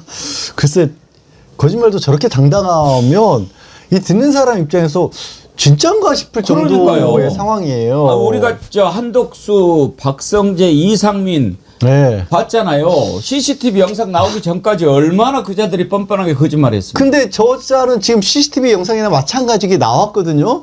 그 이종호, 임성근 두 사람과 같이 박성훈 배우가 식사를 했다는 얘기도 나왔고 그 자리에 동석했던 다른 사람도 같은 얘기를 했습니다. 그리고 그 다른 사람은 적어도 3번은 그런 자리에 있었다라고 얘기를 했고 이 이종호라는 사람은 주변에 사진 같이 찍은 거 보여주면서 우리 성근이라고까지 불렀다라고 합니다. 우리 성근이라고는 함부로 말 못하는 거예요.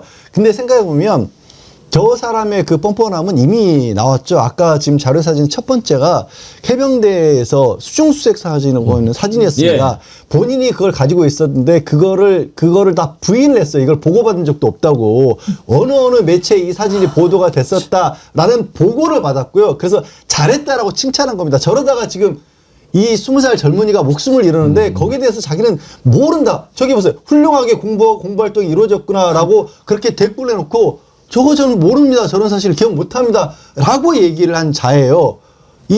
다시 한번 말씀드리자. 그러게 자기 휘하했던 가장 젊은 장병이 목숨을 잃었는데 그거에 대해서 보고받은 적도 없다라고 얘기를 하고 마지막에 지금 김유표 의원이 그럼 휴대전화라도 빨리 풀어가지고 좀 포렌식 할 수 있게 제공해라. 뭐라고 그러는지 아십니까? 비밀번호 기억이 안 난대요. 자기 쓰는 휴대폰에.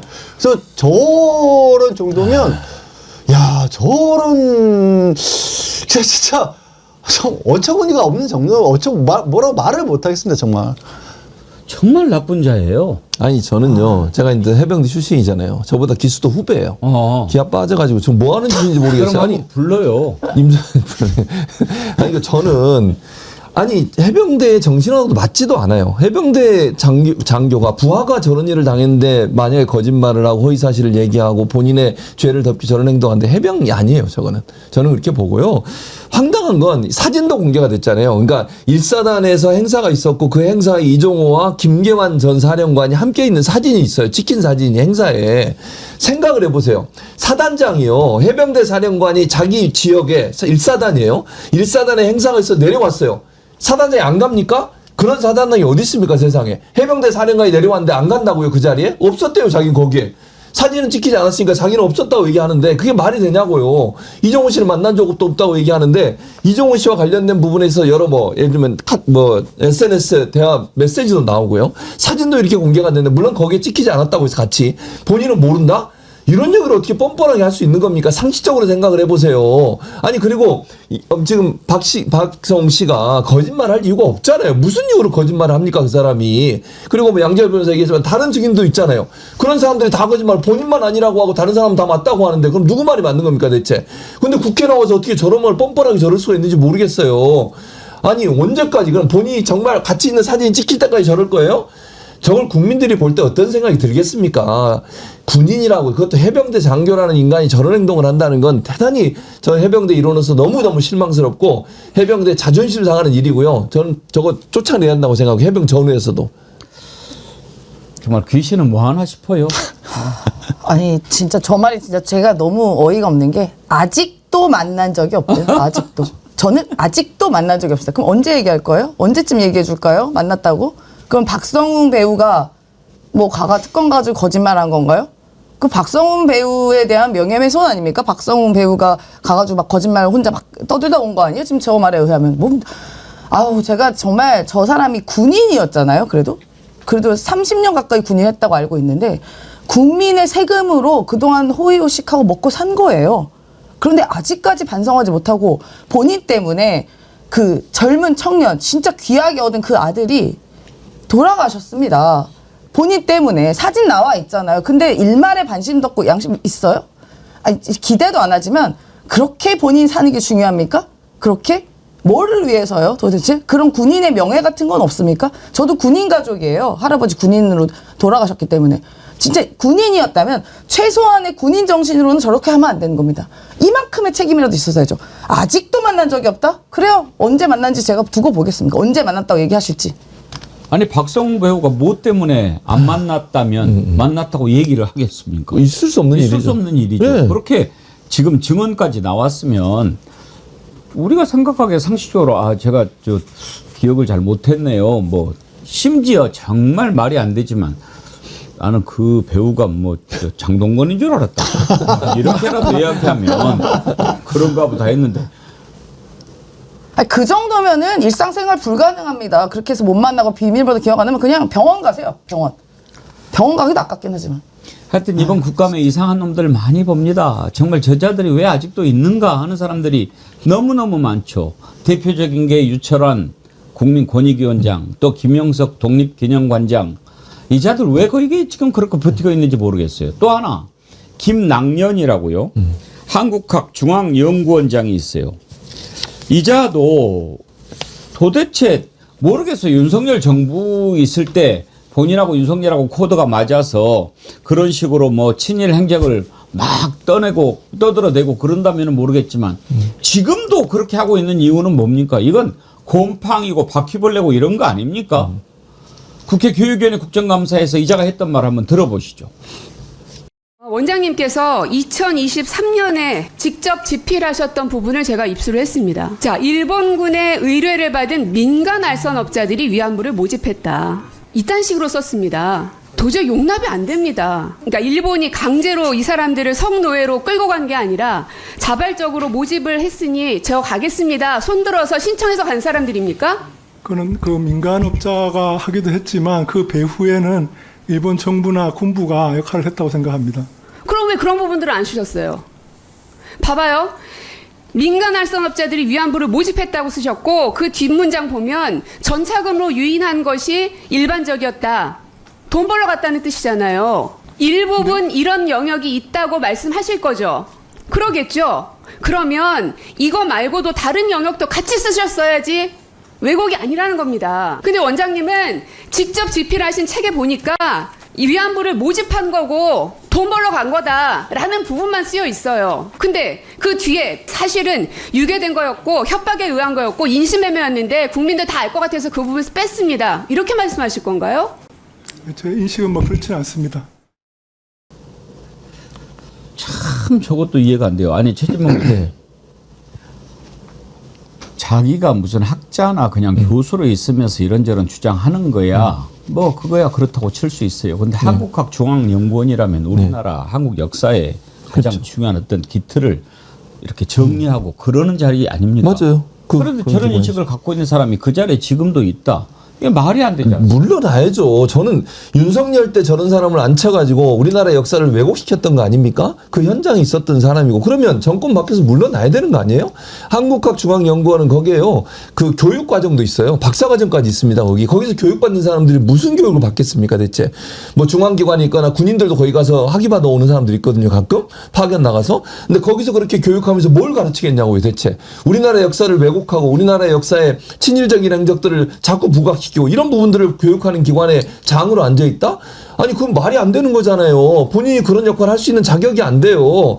역사 왜곡의 현장에 있었던 자기가 지금 고민정 의원의 말만 들어봐도 위안부 문제에 대해서 본인은 뭐 그런 인식이 아니라고 지금은 저렇게 발뺌하고 얘기하지만 본인의 책임은 구체적으로 그런 부분을 쓸 이유가 없는 거잖아요. 예를 들어서 자 보겠습니다. 민간업자들을 일본 정부가 이용해가지고 모집을 했다. 그래도 본질은 뭐예요? 일본 그 당시에 정부가 우리 여성들을 데리고 가서 위안부로 삼겠다는 목적으로 한 거 아닙니까? 그럼 그걸 썼어야죠. 뭐가 본질인데요, 대체? 아니 민간업자를 내세워서 그렇게 했다고 해서 민간업자가 했으니까 그리고 전치금이라고 그러나요? 돈을 받고 갔다. 이런 얘기를 쓴 건 뭐겠습니까? 미화시키려고 하는 거 아닙니까? 이게 일본 정부가 무슨 위안부로 데려가는 게 아니라 여성들이 자발적으로 돈 벌러 갔다고 하는 이미지를 만들어내려는 의도가 아니면 어떻게 글을 저렇게 쓰냐고요. 본질을 빼고 본질이 아닌 것 그걸 가지고도 본질을 자꾸 가리려고 하는 행동을 한 게 저 글이에요. 글 자체만 보면. 그런데 이제 와서 자기는 그런 생각을 안 갖고 해서 저런 말이 믿을 수 있는 겁니까 대체? 소나기만 피하면 되자는 생각 아니면 저런 얘기를 할 수 없어요. 저 사람이 학자라고 하면 학자로 자격도 없는 거고요. 본질을 제대로 잘 적어서 학문적 토대를 쌓아야 되는데 그 교육기관에 장으로 앉아 있어요. 지금 우리나라 역사를 가르치는 가장 중요한 기관에 당장 물러나야 됩니다. 저런 자들이 하나 둘이 아니죠. 정말 윤석열은 사람들을 골라도 어쩌면 저런 자들만 골랐는지 정말 궁금하지 않습니까? 이 자가요. 임기가 27년 7월 28일까지 끝나요. 3년이거든요. 임기가. 물러나라. 그러니까 제 나름대로 기관장으로서 해야 할 소임이 있다. 이렇게 이야기를 합니다. 무슨 소임일까요? 뭐죠? 역사 왜곡의 소임이 있나 보죠? 본인 나름대로? 이게 윤석열의 말을 기억하면 다시 기억을 한번 해보면요. 윤석열이 뭐라고 얘기했냐면 사람을 임명할 때 좀 모자란 사람이고 약점 많은 사람 임명해야 자기가 부리기 쉽다 이런 식의 발언한 적이 있습니다. 그러니까 소위 말하면 패급 밑에 패급만 있는 거예요. 윤석열이 패급이니까 임명한 사람들이 다 저지경 아니겠어요? 본인보다 똑똑한 사람이나 신념 있는 사람이나 어떤 상식 있는 사람은 안 앉힌 거죠. 왜냐? 본인이 패급이니까. 그러니까 이런 게 여실히 드러났다고 보고 저희가 좀 냉정하게 봐야 될 게 지금 이미 윤석열 그리고 최상목 한덕수가 앉힌 공공기관장 엄청나게 아직도 임기가 많이 남아 있습니다. 저 이런 거 다 손봐야 되고요. 지금 국정감사가 진행되고 있는데 사실 이재명 정부가 출범한 지는 4달이 조금 넘었기 때문에 그거 말고 윤석열 정부에서 있었던 여러 가지 일들에 대한 국정감사가 더 심각한 게 많고 특히 저렇게 알게 모르게 숨어있는 윤석열의 그 측근들, 윤석열을 비호했던 사람들이 아직도 여전히 지금 사회 곳곳에 아주 높은 위치에서 좋은 대우를 받으면서 살고 있다는 점 우리가 계속 기억을 해야 됩니다. 윤석열만 감옥에 있다 끝난 게 아니에요. 네, 이 지점 우리가 또 한번 다시 냉정하게 봐야 됩니다. 윤석열 정권이 저런 자들을 자꾸 발탁을 하고 김영석이라든지 김낙년이라든지 그렇게 해서 친일로 친일 정도가 아니라 그냥 나라를 갖다가 팔아먹으려고 마음먹은 것 같이 우리가 본 게 한두 가지가 아니지 않습니까? 후쿠시마 오염수부터 시작해가지고요.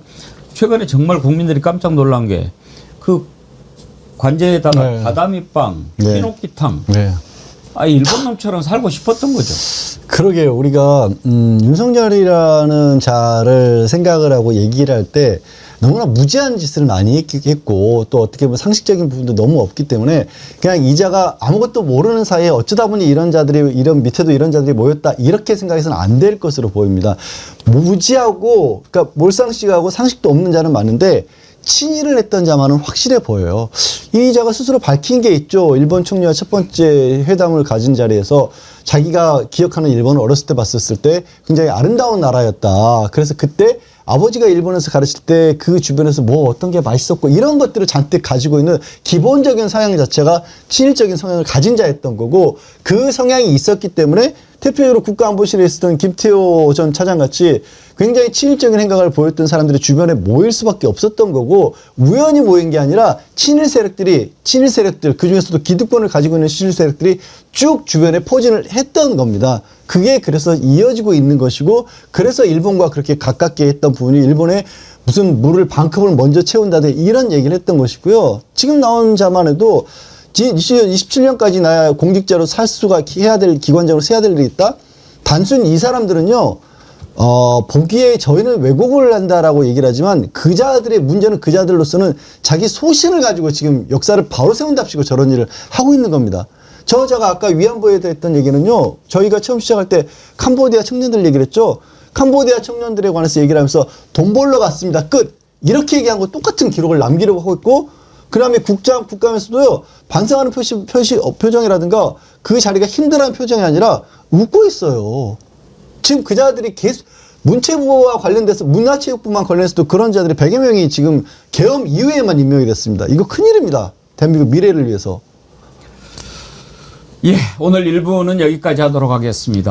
원래 월요일 2부는요. 김규현 정구승 변호사 두 분 모시고 법률과 관련된 또 여러 가지 내용들을 다뤄보는데 요즘에 부동산 대책과 관련해서 너무 궁금하고 알아보아야 할 일들이 많이 있어서 오늘 긴급 특별 인터뷰로 준비했습니다. 한문도 연세대 금융부동산학과 특임 교수님 모시고 부동산 대책에 대해서 한번 좀 자세히 짚어보도록 하겠습니다. 여러분 2부도 계속 함께 해 주시기 바랍니다. 여러분들 부동산 문제 관심이 많으신 것 같아서 특별 인터뷰 준비했습니다. 1부 함께 해주신 최진봉 교수님, 임세은 소장님, 양지열 변호사님 수고하셨습니다. 감사합니다. 예, 여러분 정부가 부동산 대책 발표했고 그것과 관련해서 지금 이렇게 되면 어떻게 되는 거야? 집 구하는 거 힘들어지는 거 아니야? 또 전세는 제대로 찾을 수 있어? 궁금해하는 분들이 너무 많아서 오늘 전문가 모시고 자세한 얘기 들어보려고 합니다. 한문도 교수님 오셨습니다. 어서 오십시오. 네, 안녕하세요. 반갑습니다. 감사합니다. 초대해서 감사합니다. 연세대 금융부동산학과 특임 교수로 소개를 해드렸는데 명지대 대학원 실물투자분석학과 겸임 교수 네네, 작년 직책이 더, 5월에 옮겼습니다. 예. 그러시군요. 네. 어차피 제가 교수님이 이렇게 부를 거니까 큰 상관없네요. 아, 예, 예. 네. 그 부동산 대책 궁금한 거 먼저 여쭤보기 전에 네, 교수님 네. 오시면 제가 팩트 체크부터 좀 하나 하고 싶은 게 있습니다. 예, 예. 지금 국힘당이나 이렇게 또 일부에서 얘기하는 게 왜 꼭 진보 정권만 들어오면 집값이 오르냐 이렇게 공격을 해요. 그러니까 노무현 정부, 문재인 정부 때 막 집값이 올라갔고 서민들이 고통받았는데 또 이재명 정부 돼서 집값이 오른다. 이렇게들 공격을 하는데 네네. 맞습니까? 완전 틀리죠. 근데 왜 그렇게 얘기를 하는 거죠? 프레임이죠. 어. 제가 알기로는 저도 뭐 우리 저 앵커님보다 제가 조금 덜 살았지만 그 제가 생각하기에 이 문재인 정부 때 이제 뭐 코로나를 비롯한 여러 가지 여건들이 탄핵을 맞이하고 그러니까 이 대통령 취임하자마자 인수위가 없었잖아요. 예. 그때 여러분이 기억하시겠지만 약간 뭐 비하인드 스토리이긴 하지만 박근혜 정부 때 집값 띄우기를 했잖아요. 집값 띄우기 정책을 수장이 이제 국토부 장관이 하시는 건데 예. 김현미 장관이 취임하고 나서 예. 실무진들의 어떤 데이터베이스가 중요하지 않습니까? 예. 근데 실무진들의 이제 차관이 중요하잖아요. 또 그때 이제 박선호 차관이라는 분이 차관을 했어요. 근데 제가 우리 그 이제 취임하고 정책 발표하자마자 제가 느낌이 이상해가지고 저는 개인적으로 뭐 여러 경로로 박선호 차관을 뭐 방송에서도 그랬고 실무진에 문제가 있다고 지적을 했습니다. 예. 그 얘기 뭐냐면 박선호 차관이 여러분이 잘 아시는 그 뉴스테이라고 있었잖아요. 예. 기업에 혜택을 주고 국가 자금이 너무 많이 들어가가지고 뭐 손안대고 코 푸는 식의 사업을 뭐 하면서 여러 가지 뭐 문제도 또 다른 문제도 많았잖아요. 그분이 계속 한 거예요. 그 자리를. 그러면서 아시겠지만 임대사업자 제도를 들여왔잖아요. 2017년도 파리 대책 때 임대사업자 제도를 했어요. 근데 거기 혜택을 너무 많이 준 거예요. 그 얘기 뭐냐면 자산가들이 집을 매집할 수 있는 환경을 만들어준 거죠. 네. 근데 그거를 현 정부에다 얘기할 때는 어떻게 했을까요? 임대사업자들한테 혜택을 많이 줘서 집을 매집을 해가지고 전세를 놓으면 안정이 된다, 주거가. 전혀 아니죠. 그분에 대해서 뭐 임대사업자들한테 임대료 상한 5% 이런 뭐 단 거는 좋지만 시장은 매매 시장이 또 중요하지 않습니까? 근데 매매 시장에서 물건 잠김 현상이 벌어졌고 양도세 중과가 또 좀 심하게 나왔기 때문에 완전하게 시장에 매물이 잠식하는 역효과가 있었어요. 그러니까 이런 부분 때문에 문재인 정부의 부동산 정책이 열심히 하셨음에도 불구하고 결국은 결과가 좋지 않았잖아요. 그러고 나면 이제 노무현 정부가 있잖아요. 그럼 우리가 생각할 때 진보 정권이 언제 출발했나요? 김대중 정부에서 출발했잖아요. 예. 김대중 정부 때 어땠어요? IMF 터지고서 난리 났잖아요. 그렇죠. 부동산뿐이 아니라 건설회사부터 해서 뭐 다 난리가 나고 예. 집값이 올라갔나요? 안 올라갔죠. 예.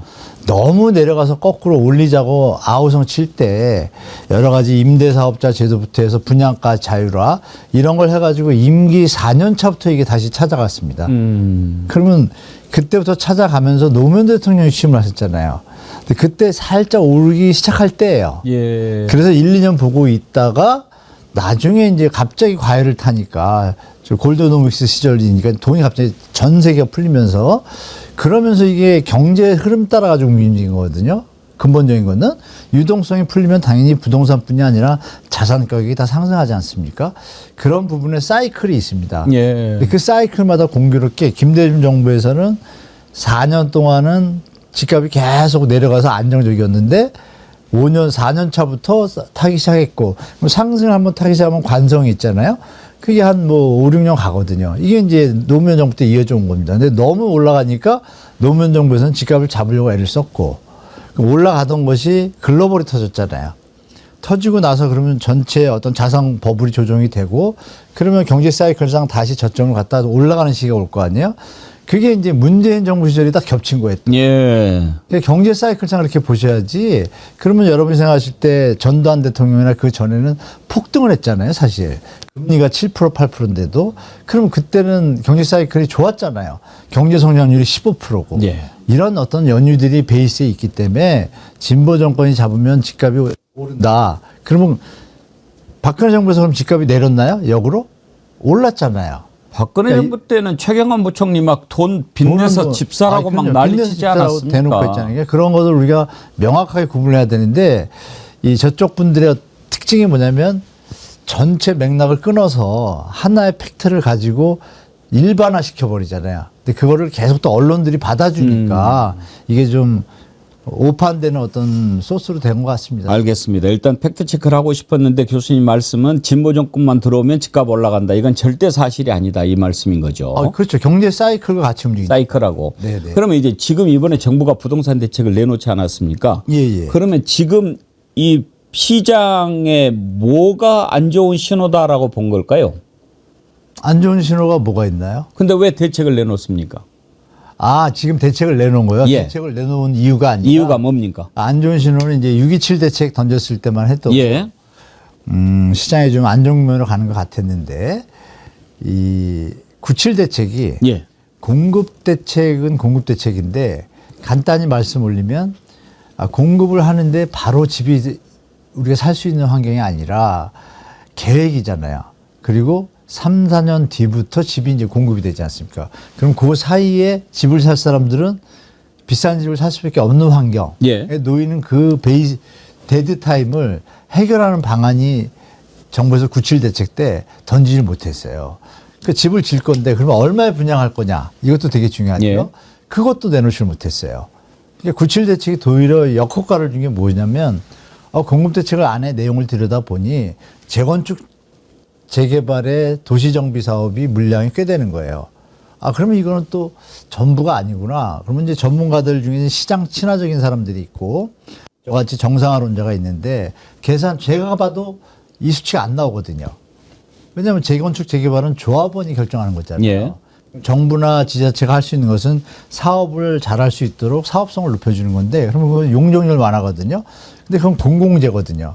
함부로 풀어줄 수는 없잖아요. 기부채납이나 이런 정도 어떤 서로 공유되는 부분이 있어야 되는데 이런 부분에서 명료한 어떤 가이드가 지금 없거든요.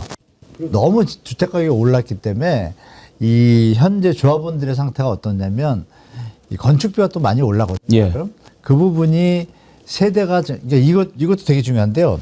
1970년대 80년대 지은 재건축 그 아파트 대상들이 그때는 다 100에서 150%해졌습니다. 용적률을. 그러니까 250%가 되면 거의 한 70%가 늘어나니까 건축비를 이 나머지 일반 분양분을 팔아서 건축비를 메꿀 수준이 되거나 도리어 남는 경우도 많았어요. 왜냐하면 100%인 아파트들도 많았잖아요. 주공에서 지은 것들은. 그러면 250%면 2배 반이 되니까 나머지 집 반을 팔아도 돈이 남은 상황이 되니까 돈을 도리어 아파트도 받고 집도 받았죠. 그 시절이 70년, 80년대 지은 거거든요. 중요한 건 90년대 들어오면서 용적률이 180에서 220%가 됩니다. 용적률이. 그러니까 지금 얘기 나오는 것들이죠. 180에서 220%면은 이게 250%면은 늘어나는 게 거의 없잖아요. 그러면 결국은 모자른 부분은 추가 분담금 우리가 얘기하는 돈을 내야 되는데 그 액수가 고급으로 또 짓다 보니까 한두 푼이 아니고 막 몇 억 단위로 뛰니까 여기서 조합원들이 약간 멘붕이 온 거예요. 그렇죠. 사업성이 좀 떨어지는 거죠. 재건축해서 집을 지었는데도 다시 들어가서 살지 못하는 분이 너무나 많아요. 네네. 그럼 여기서 중요한 게 재건축을 했을 때 원래는 누가 지어야 돼? 자기 집을 자기가 새로 짓는데 내가 돈을 내야 되잖아요. 그러니까 이 부분이 용적률이라는 이 공익제를 어떻게 활용하냐에 따라서 시장의 판도가 바뀌는데 이게 이제 정치적으로 이용되기 시작한 겁니다. 그러면서 용적률을 오세훈 서울시장에 들어오면서 계속 높이고 풀어주고 하잖아요. 그러니까 점점 바깥에 팔 수 있는 물건이 많아지고 그러면 수입이 많아지니까 내가 돈을 안 내고도 집을 질 수 있구나라는 바람이 부니까 거기에 맞춰서 가격이 또 올라가는 거죠. 그 부분이 이제 모아타운 정책에서 출발한 거죠. 또 모아타운이 그러면 모아타운도 아파트가 될 거고 그럼 여기 멸실이 될 거 아니에요. 멸실이 될 경우에 주택이 일시적으로 부족하니까 그러면 가격을 오르게 돼 있거든요. 이 어떤 멸실과 이 건축 준공분에 대한 어떤 갭 차이, 시간차 공격이라고 표현할까요? 100으로 말하면 그런 거를 이미 시장에서는 투자나 투기꾼들이 알고 있기 때문에 그러면 지금 이런 상황이면 2, 3년 뒤에는 집이 많이 모자르구나 순간적으로 새로 지어지기 전까지는 그러면 이 시기가 투자할 타임이라고 모두 판단한 거죠. 그래서 97 대책이 나왔음에도 불구하고 시장이 힘을 못 쓴 겁니다. 잠깐만요. 지금 교수님 마이크 상태가 조금 왔다 갔다 해서 새로운 마이크로 좀 교체를 하도록 하겠습니다. 이번에 정부가 발표한 부동산 대책이 상당히 좀 파워가 세다 이런 얘기가 많이 나오지 않습니까? 사상 유례가 없는 강력한 규제다 이런 얘기도 나오고 그러는데 네. 지금 이 부동산 대책 이번에 정부가 나온 거 핵심을 보면 서울 지역의 모든 곳을 토지거래 허가제로 지정한다는 거. 이것은 지금까지는 보지 못했던 규제지요? 대한민국 역사상 처음입니다. 토지거래 허가제는 어떤 겁니까? 뭐 간단하게 말씀 올리면 가수요나 투자수요, 뭐 전세 갭자 이런 분들은 살 수 없고 예. 순수하게 주거 용도로 예. 자기가 들어가서 살려고 하는 분들한테만 이 주택 거래를 허가하는 제도입니다. 사실은 진짜 그렇게 해야 되는 거 아닙니까? 정상적인 얘기죠. 사실은. 이게 정상이죠. 네, 근데 이것을 알아서 하고 있었는데 우리나라는 이제 전세제도라는 게 있잖아요. 예.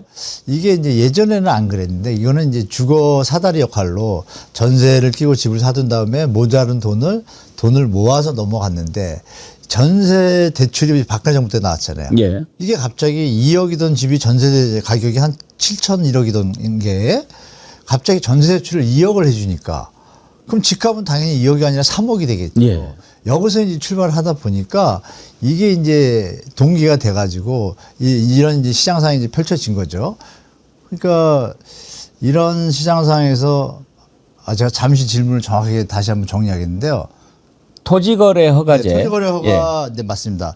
토지거래 허가 구역 제도가 그러니까 특별히 쓸 필요가 없었어요. 예. 없었는데 기억하시겠지만 강남 3구 일대가 좀 투자 붐이 불었잖아요. 예. 계속. 항상 그렇죠. 네. 네네. 지금까지도 그러고 있고 거기에 대해서 이제 정부가 이제 판단을 한 거죠. 이거는 좀 묶어줘야겠다. 왜냐하면 자산 투자자들이 다 강남을 타겟으로 투자 상품화된 형태로 주택을 취급하다 보니까 문제가 있다고 판단한 거죠. 이게 다른 지역까지 영향을 미치니까 전국적으로까지. 그래서 정부가 이제 토지거래 허가제를 끌어들은 게 주로 강남 3구가 이제 대상이었죠. 예. 대상이었는데 법조항에는 강남 3구만 한다 이런 게 없잖아요. 어떤 조건하에 이럴 때는 그렇죠. 토지거래가 있거나 이럴 때는 토지거래 허가제를 한다고 했는데 그래서 한때는 또 한번 14개 지역을 뭐 한 적도 있고 좀 있는데 이번처럼 전부 묶은 이유는 뭘까요? 뭐냐면 풍선 효과입니다. 예. 전 정부에서 풍선 효과로 인한 충격을 받거든요. 여기를 막으면 저쪽으로 가고. 네네. 예. 그리고 지금 아시겠지만 언론사들이 건설사가 사주인 데가 많지 않습니까? 예. 이게 이제 거대한 카르텔 알고리즘이 형성이 이미 되어버렸죠. 예. 결정적인 게 이제 박근혜 정부 때부터 시작된 겁니다. 제가 보기로는. 그때부터 그 알고리즘이 형성이 돼가지고 지금은 뭐라 그럴까요? 아름아름이라는 표현을 쓸까요? 이게 이제 그런 형태로 지금 움직이고 있습니다. 움직이고 있어서 언론들이 동시에 근데 이게 이제 문재인 정부 때 노무현 정부 때 부동산이 잘못됐을 때 좀 더 세게 하니까 정권을 뺏을 수 있다라는 어떤 그 베이스가 되니까 그럼 아시겠지만 역대 보수 정부는 건설사에 친화적이었거든요. 역대 진보 정부는 국민한테 친화적이었지 건설사에 친화적이지 않았거든요. 그러니까 이런 부분이 이제 이번에 도드라지다 보니까 이번 정부는 결단을 낸 겁니다. 조금 욕을 먹거나 조그만 부작용이 있더라도 소수의 피해보다는 국가의 미래와 경제 발전을 위해서 더 이상 이걸 방치해서는 안 된다는 심각성을 갖다 인지한 거죠. 예. 대통령이 100일 기자회견에서도 얘기하셨잖아요. 대한민국의 부동산이 전 세계도 그렇고 부동산이 어떤 뭐 경제 요소에서 충분히 생산적 활동을 하는 때가 있었다. 그러나 그것은 개발도상국 시절이지 선진국이 되고 나서 이렇게 투기화되는 부분에 넘어서고 나서부터는 경제에 도움이 되는 요소가 없고 대부분이 부정적인 영향으로 나타나는 현상이 계속되고 있다. 특히 내수가 이제 대출을 많이 받으니까 이자를 많이 내면 당연히 쓸 돈이 적잖아요. 가처분 소득이 주니까 당연히 쓸 돈이 없으니까 애기들 용돈도 덜 줄 거고. 그럼 쓰는 돈이 적다는 얘기 뭐예요? 현재까지 유지되고 있던 우리나라의 제조업 모든 소비 활동이 다 소비가 감소한다는 얘기잖아요. 실제로 산업활동 동향지수 발표하는 내용들이 작년부터 계속 감소하고 있잖아요. 이게 심각성을 느꼈고 한국은행에서도 이미 가계부채가 내수 소비 둔화에 어떤 영향을 주는지 보고서들이 질비하고 IMF에서도 이미 다 증명이 됐어요. 이것들이 이제 정부 당국자들이나 관계자들은 다 알고 있거든요. 그러면 이번에 이제 이재명 대통령이 물론 실무자들과 협의를 해서 어떤 결단을 내린 거죠. 좌고우면하다가 이게 잘못 갈 수도 있겠다고 판단하신 것 같아요. 저는 그런 점에서 잘했다고 생각을 합니다. 그런데 이제 토호제가 네네. 당초 취지대로 부동산 투기 수요를 억제하고 차단하고 그렇죠. 이렇게 하는 것이 정착이 되면은 얼마나 좋겠습니까? 네, 맞습니다. 근데 문제는 이제 이런 정책들이 왔다 갔다 하면은 네. 또 실패할 가능성이 있는데 문제는 내년에 지방선거가 있지 않습니까? 예. 그러면은 또 정치권이 또 압박받고 막 이래서 흔들릴 가능성 이런 거 걱정이 되는데 이걸 흔들리지 않고 버텨낼 수 있을까요? 네, 저 이번에는 확실히 버틸 것 같습니다. 제가 그렇게 왜 판단하냐면은 일단 이런 계산을 좀 한번 말씀을 드릴게요. 우리 저 정어리 쇼에서 말씀드리는데 정치하시는 분들이 이거 판단을 잘 하셔야 됩니다. 이 무주택자, 유주택자를 표계산하잖아요. 그러니까 유주택자가 지금 60%라는 어떤 막연한 우리 통계들을 이제 맹신하는 경향이 좀 있는데요. 유주택자가 60%고 무주택자가 40%인 건 지방과 수도권입니다. 서울은 무주택자가 52점 몇 %입니다. 유주택자가 더 적어요. 그러면 서울은 또 그럼 무주택자만을 위한 정책을 연결해 가지고 집권이나 선거를 활용해서 연결시키려면 또 이게 분리가 되잖아요. 그러니까 전체적으로 한번 계산한 것 같아요. 이 선거하는 양반들이. 그러니까 전체적으로 하면 그래도 주택자가 더 많으니까 그쪽으로 가는 모호한 스탠스를 계속 취해왔던 거예요. 근데 여기서 드릴 말씀이 뭐냐면요. 유주택자 중에 자제가 있는 분들. 그러니까 지금 여러분 뭐 다 우리 시청자분들도 공감하실 분이 계실 텐데요. 저부터도 마찬가지고요. 자제분이 있는데 10년 전만 해도 내가 돈을 더 열심히 벌어서 자식이 집 살 때 도와줄 수 있는 여력이 됐던 분들이 지금은 전혀 할 수가 없습니다. 집값이 너무 올라가지고. 그러면 자제가 둘인 분들은 멘붕에 빠진 거예요. 왜? 내가 도와줄 수도 없고 스스로 살 수도 없는 주택가격 수준이 돼버렸기 때문에. 그분이 그러면 주택가격이 오르는 걸 원할까요? 아닙니다. 그러면 숫자를 한번 계산해 봐야죠. 그래서 제가 이제 데이터가 거의 숨어 있습니다. 다 찾아본 현재로서 제가 확인한 바로는 50 몇 % 정도가 유주택자 중에 주택가격, 자제분들이 한 분이나 두 분이라서 주택가격이 오르는 걸 원하지 않아요. 그러면 계산이 나오잖아요. 40에다가 60의 반이 30%니까 65에서 70%가 대한민국 주택가격이 안정되기를 바랄 수밖에 없다라는 데이터가 나옵니다. 그런데 이거를 막연하게 그냥 대충 뇌피셜로 유주택자가 60%니까 여기에 좀 맞춰서 흔들리지 말아야지. 또 언론들이 또 그쪽 편이잖아요.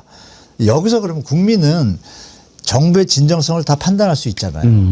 그럼 정부가 과감하게 결단을 내리고 가는 것만이 대한민국 미래가 있다는 건 누구나 다 알고 있습니다. 심지어는 유주택자 중에 집을 많이 갖고 있고 정말 여유가 있는 분들도 저를 사석에서 만나서 자산가들을 제가 좀 만나지 않습니까? 저한테 권유를 합니다. 이 집값 좀 잡으라고. 나는 벌 만큼 벌었다. 이런 분들도 많다는 얘기예요. 그러니까 정부에 선거하는 양반들이 정말 시장을 오판하고 있는 거예요. 그러다 보니까 대책이 나오고 자고 지금 말씀처럼 또 이거 뭐 시장에 영향이 되니까 조금 풀어줘야 되니 이런 일명 수박지라 그럴까요? 수박들이 존재하는 거예요. 근데 그분들이 어떤 사람인지를 우리가 한번 냉철하게 한번 파악해 봐야 될 것 같아요. 민주당에도 뭐 이렇게 좀 부동산 투자자분들 꽤 계시잖아요. 이런 게 사실 베이스에 있다라면 이 정부는 결단을 가지고서 문재인 정부 때 뭐 집 하나 있는 거를 뭐 체크하고 그랬잖아요. 공직자들. 그런 개념이 아니라 아예 어떤 의식 구조에 대해서 좀 정부에서 확인 사살이라고 할까요? 확인을 하고 실무진을 배치해야 될 것 같다는 생각이 좀 듭니다. 돈이 많은 분도 국가나 미래와 이런 걸 위해서 공익적인 요인을 생각하면서 더불어 사는 사람도 많거든요. 그런 분들을 갖다가 자리에다 앉히면 정책의 어떤 방향이나 결단성이나 지향성이 국민들이 볼 때 이 정부는 하겠구나라는 판단이 들잖아요. 그런데 다행인 건 이번에 왜 제가 확신을 하냐면 대통령이 약간 좌고우면 하시다가 100일 기자회견 때 워딩을 제가 보고 판단을 했습니다. 그리고 요번에 97 대책 발표 후에 9월 11일 날 그 기자회견을 했잖아요. 그때 부동산에 대한 워딩이 딱 정해져 있습니다. 부정적이다. 부동산이 이제 드디어 넘어섰다. 임계점을 이제 막차인 것 같다. 연착륙을 해야 되는데 젊은이들의 이 주거에 대한 어떤 희망을 갖다가 박탈해버리고 세상이 돼버렸다. 예. 전세 갭투기가 원인이다. 차단해야겠다. 그 워딩을 다 던졌어요. 예. 저는 그게 다 파악이 되더라고요. 거기서 우려하시는 건 딱 하나예요. 급락도 안 좋고 급등도 안 좋다. 이런 표현을 했잖아요. 그러니까 급락을 우려하시는 거예요. 아, 이게 너무 높이 와서 막차 수준인데 연착륙을 시켜야겠는데 잘못 세게 충격을 줬다가는 이게 조금은 경제에 부담이 되는 수준으로 예. 어떤 갑자기 시장이 급락하면 문제가 있다고 판단하셔서 말씀을 조심하셨던 건데 요번에 대책을 보니 제가 보니까 결단을 내렸다고 판단이 딱 드는 것이 말씀 주셨던 토지 거래 허가 구역을 전역을 묶는 사상 최초의 결단을 정책을 펼쳤다는 점을 딱 하나를 보고 제가 판단한 겁니다. 그래서 앞으로도 기대할 만하다라고 저는 보고 있습니다. 이번 부동산 대책 크게 두 가지라고 한다면 이제 토지 크게 확대하는 거 하나하고 네. 대출 규제 아니겠습니까? 그렇죠. 대출 규제 전에 그거 하나 좀 여쭤보고 싶은데 네. 우리가 그동안에 흔히 이제 똘똘한 한 채 이야기를 많이 하지 않았습니까? 여기에 대해서도 지금 구윤철 부총리가 보유세 얘기를 꺼내가지고 이제는 네. 똘똘한 한 채만 갖고도 안 된다 하는 신호를 주지 않았습니까? 네. 보유세에 대해서는 어떻게 생각하십니까?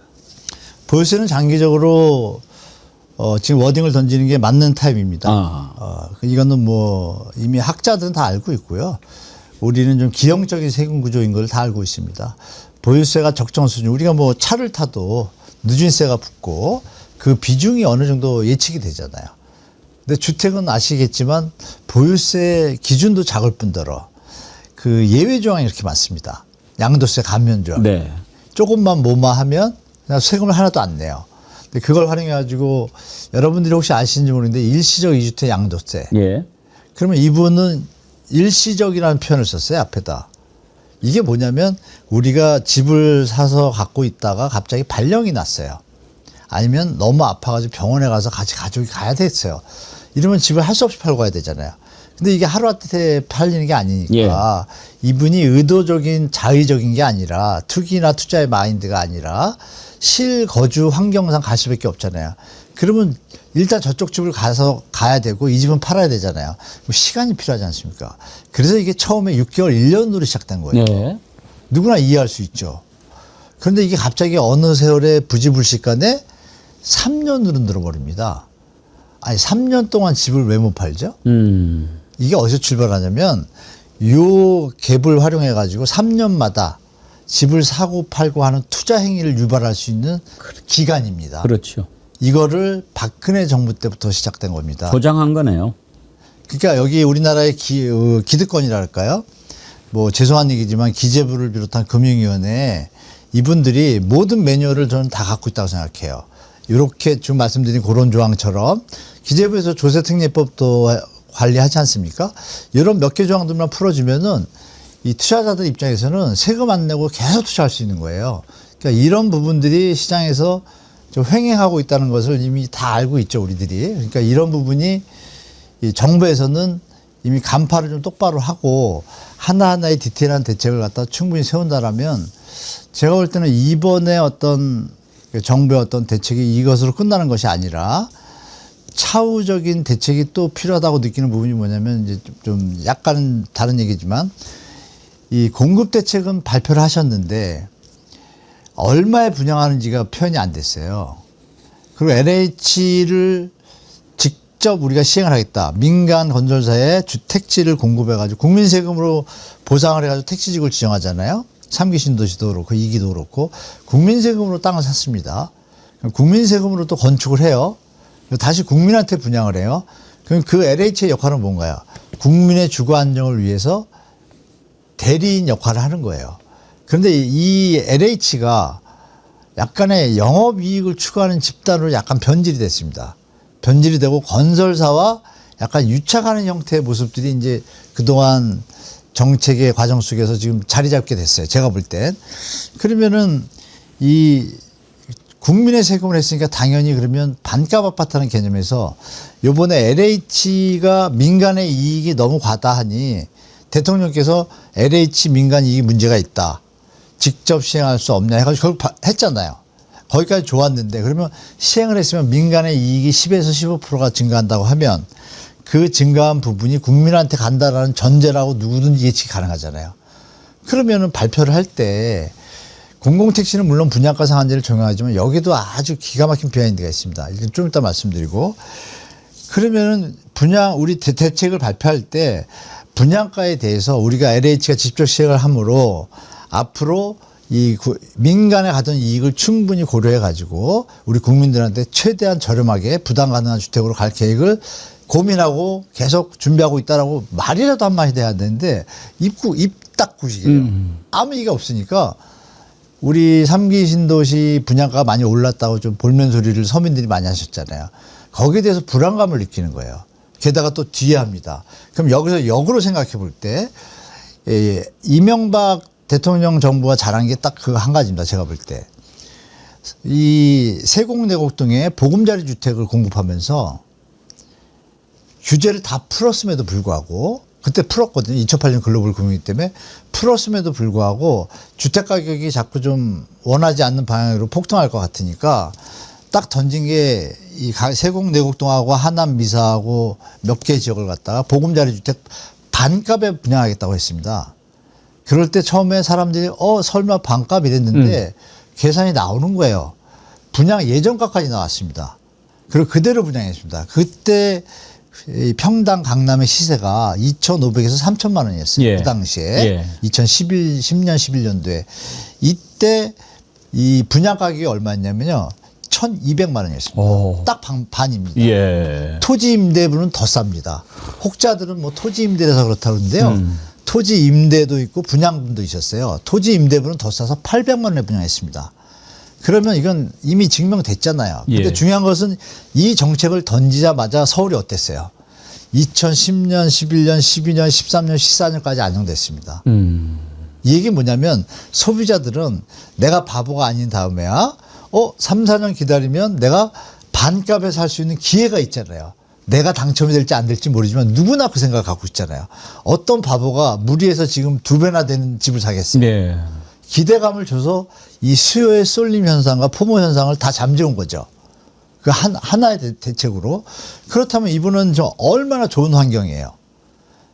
3기 신도시에서 반값으로 간다는 신호만 던져도 시장은 완전히 안정됩니다. 그러면 이 모든 자산들이 어디로 가겠어요? 여기저기 헤매다가 부동산이 아닌 대통령이 얘기한 생산적 금융인 주식과 기업에 투자하는 형태로 대전환을 이룰 수 있잖아요. 그럼 그걸 던져야 되는데 왜 안 던지는지 도저히 저는 이해를 못해서 계속 이제 좀 부탁을 하고 있는데 이게 나온다라면 제가 볼 때는 거의 완벽한 조합이거든요. 그러면은 누구든지 다 기다릴 거면 어떤 상황이 벌어질까요? 지금 서울의 매물이요 3년치 입주 물량입니다 거의. 그러면은 시장 정리되잖아요. 그럼 정부의 원래 의도되는 대로 이 A, B, C, D, E, F 정책 있지 않습니까? 분야별로 부동산을 통해서 경제를 성장시키는 것이 아니라 앞으로 미래 시대까지 먹거리를 가질 수 있는 AI부터 전격적으로 가는 이 정부의 정책 방향으로 맞잖아요. 근데 왜 자고우면하는지 전혀 이해가 안 되는데 거기는 하나의 요인이 있습니다. 임대주택을 짓는 재원이 부족하다고 계속 얘기하거든요. 예. 여기서 제가 하나 첨언을 드리면 전 세계 선진국들은요 임대주택에 대한 그 재원을 정부가 온전하게 투입을 합니다. 예. 근데 우리나라는 LH라는 공공기관, 중공공기관을 가운데 두고 LH를 마치 우리가 저 회사에서 물적 분할해가지고 한쪽에다 부채 몰아넣듯이 정부가 가지고 있어야 할 어떤 부채면서 자산이죠. 복지를 위해서 투입했다는 재원을 LH 계정에다 잡아 넣어가지고 LH는 자동으로 부채가 쌓일 수밖에 없는 계정을 만들어 놨어요. 그러면 간단하죠. LH에서 그러면 이제 명분이 뭐냐면 LH 부채가 많으니 분양가를 높여야 된다는 논리예요. 그러면 이 임대주택 계정을 띄어서 기재부에서 임대주택청을 만들어서 전 세계 선진국처럼 이쪽에다 투입을 하고 당연히 우리가 도로 뭐 이런 거 당연히 돈 들어가잖아요. 그런 분야라고 생각해야 되는 거죠. 그러면 예산이 어떻게 돼요? LH의 부채는 자동으로 소멸이 되고 자체에서 움직일 때는 어때요? 생산성이 높아집니다. 그러면 분양가는 어떻게 될까요? LH가 굳이 많이 당길 필요가 없어요. 자연적으로 되는데 이 발목을 잡고 있는 게 임대주택 재원의 개정을 LH의 재무제표에 투입이 됐기 때문에 이 명분을 계속 끌고 부채화 시켜놓고 분양가를 못 높이는 이런 역설적인 상황이 연출되고 있다고 보기 때문에 이번 정부에서 뭐 기재부나 금융위 막 뭐 구조조정이 있었잖아요. 이번에서 요 부분을 임대주택 개정을 그러면 임대주택청을 하나 만들어서 누구나 이해할 수 있죠. 네, 일단은 뭐 주택 공급을 또 늘리는 것이 매우 중요한 부분이니까요. 네네. 현실적인 질문 하나 드려보도록 할게요. 네. 이제 아까도 반값 주택 얘기하셨는데 네네. 정부의 정책에 대해서 국민들이 신뢰하는 게 가장 중요하지 않습니까? 제일 중요한 부분. 이게 바뀌어버리면 믿을 수가 없으니까. 네, 맞습니다. 근데 이제 노무현 정부 때 막 집값이 이렇게 올라가고 막 그럴 때 정부가 내놓았던 강력한 대책이 1가구 2주택 중과세 아니었습니까? 네네. 그래서 그때 투자하려던 사람이 아이고 이거 세금 너무 무서우니까 한 집 더 살려다가 네, 포기한 사람들이 있었지만 맞습니다. 그 와중에도 정부 안 믿고 세금 내지 뭐 하고 샀던 사람들은 엄청나게 또 부를 축적한 그런 결과가 왔단 말이에요. 네, 맞습니다. 예. 그래서 정부만 믿다가 바보 된다. 그러다가 집 못 산다. 이렇게 생각하는 사람들이 많아지는 거 아닙니까? 그렇죠. 복잡화됐죠. 그 생각. 그러니까 이번에도 이제 똘똘한 한 채. 네. 이건 뭐 집 오래 갖고 있으면은 세금 내다가 못 버틸 거다. 이렇게 지금 이야기하는 거 아니겠습니까? 네. 현실적인 질문이란 건 뭐냐면 네. 요즘에 이제 사이클에 따라서 재건축이 시행이 되는 아파트들이 꽤 많아요. 네. 그러면 재건축을 앞두고 지금 집값이 이제 오르고 있지 않습니까? 네. 그러면 이번 정부 발표를 보고 가만히 있어라. 이거 재건축해가지고 집값이 올라가면 보유세 내고 그러면 이거 남는 거 하나도 없는데 재건축 앞두고 집값이 좀 올랐으니까 이 기회에 팔아? 그게 낫지 않은가? 이렇게 생각하는 사람들이 많겠잖아요. 네, 지금 많습니다. 예. 어떤 게 좋겠습니까? 그러면 한번 거기에 대해서 어드바이스를 주시면. 누구 입장에서요? 집을 갖고 있는 사람 입장에서. 소유자 입장에서는 지금 고민이 많습니다. 예. 왜냐하면 여러분들이 그냥 고민이 많은 게 실제로 시장에 나와 있는데 이제 언론이 좀 문제입니다. 예. 언론정이. 실제 팩트를 갖다 정확하게 시장에다 전해줘야 이 무주택자든 유주택자든 다주택자든 자산 관리에 정확한 뭐 행보를 갈 텐데 이 정보들이 너무 난무하니까 이분들조차 혼돈에 빠져 있는데요. 결론은 뭐냐면 우리나라 인구 감소에 대해서 이미 다 알고 있고 그 데이터들을 이미 선취한 사람들이 있습니다. 그러면 몇 년도쯤 되면은 심하게 얘기하면 일본식 사태가 올 수도 있다라고 옛날부터 얘기는 나왔지만 예. 우리는 피해간다고 하는데 제가 볼 때는 피해가기 어렵다고 봅니다. 결론은 이제 거기에 종착시에 다를 텐데 언젠지가 이제 확정적이지 않은 거죠. 근데 그 부분에 대해서 이미 인지한 지금 60, 70들, 80까지요. 예. 요새 또 80도 다 건강하시니까 80들이 요번 이 불장 때 50에서 60%의 분들이 다 60, 70대가 팔았잖아요. 그분들이 그러면 한번 판단해 봅시다. 집값이 더 오를 것인데 왜 팔죠? 얘기 끝난 겁니다. 근데 사는 사람은 누구죠? 3040이 또 많이 샀어요. 어떻게? 무리해서. 또 영끌해서. 그러면 여기에 끝은 결론이 났잖아요. 아, 이미 시장이 어떻게 될 거라고 예측하는 게 젊은 분들이 정확할까요? 이 연륜을 가진 기성세대가 정확할까요? 그동안 20, 30대부터 부를 쌓은 부동산 자산가들이 왜 지금 부동산을 처분할까요?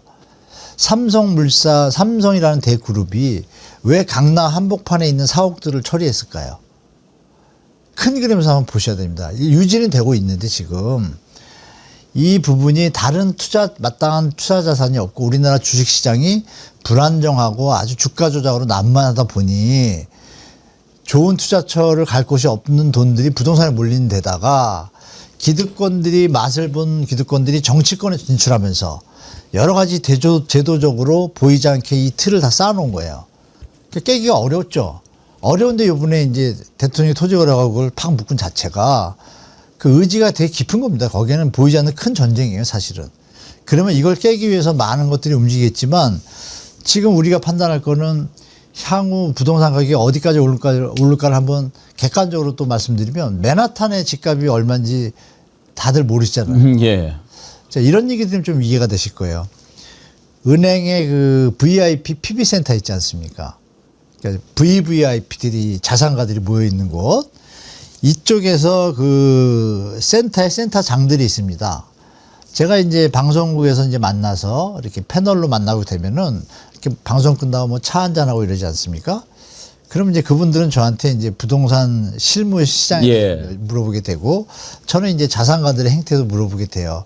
결론이 어떻게 났냐? 동일합니다. 저는 앞으로 해외 부동산을 가는 게 훨씬 나을 거라고 했고 자기들도 그렇게 생각하고 있고 벌써 다니고 있다. 오호. 그게 벌써 3년 전 얘기입니다. 예. 그러면 그 얘기를 듣고 파는 분이 있고 우리나라의 문제는 뭐냐면 제조업 하시는 분들 있잖아요. 예.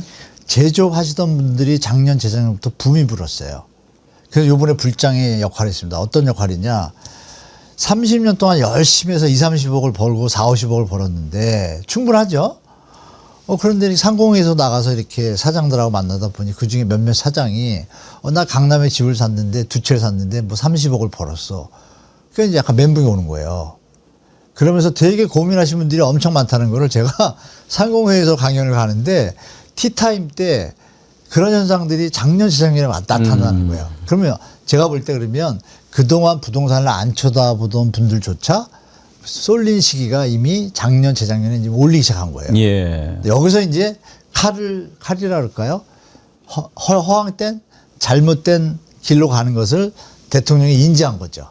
올해 말씀 듣다 보니까 팔으라는 건지 안 팔으라는 건지 잘 모르겠는데요. 네. 그래서 이미 6070 분들은요. 강남에 집을 가지고 계신 분들은 자기가 거주용이 아니라 하나를 더 있다 그러면 예. 더 오르는 것보다는 파는 거를 지금 가고 있습니다. 압구정에 계신 분들은 압구정에 매물이 별로 없잖아요. 압구정에 계신 분들은 그냥 거기서 살다 돌아가시고 싶어 하시는 분들이 더 많아요, 사실은. 그래서 사실 조합총회도 진도가 잘 안 나갑니다. 예. 그래서 짓는다고 하면 팔 일이 없잖아요.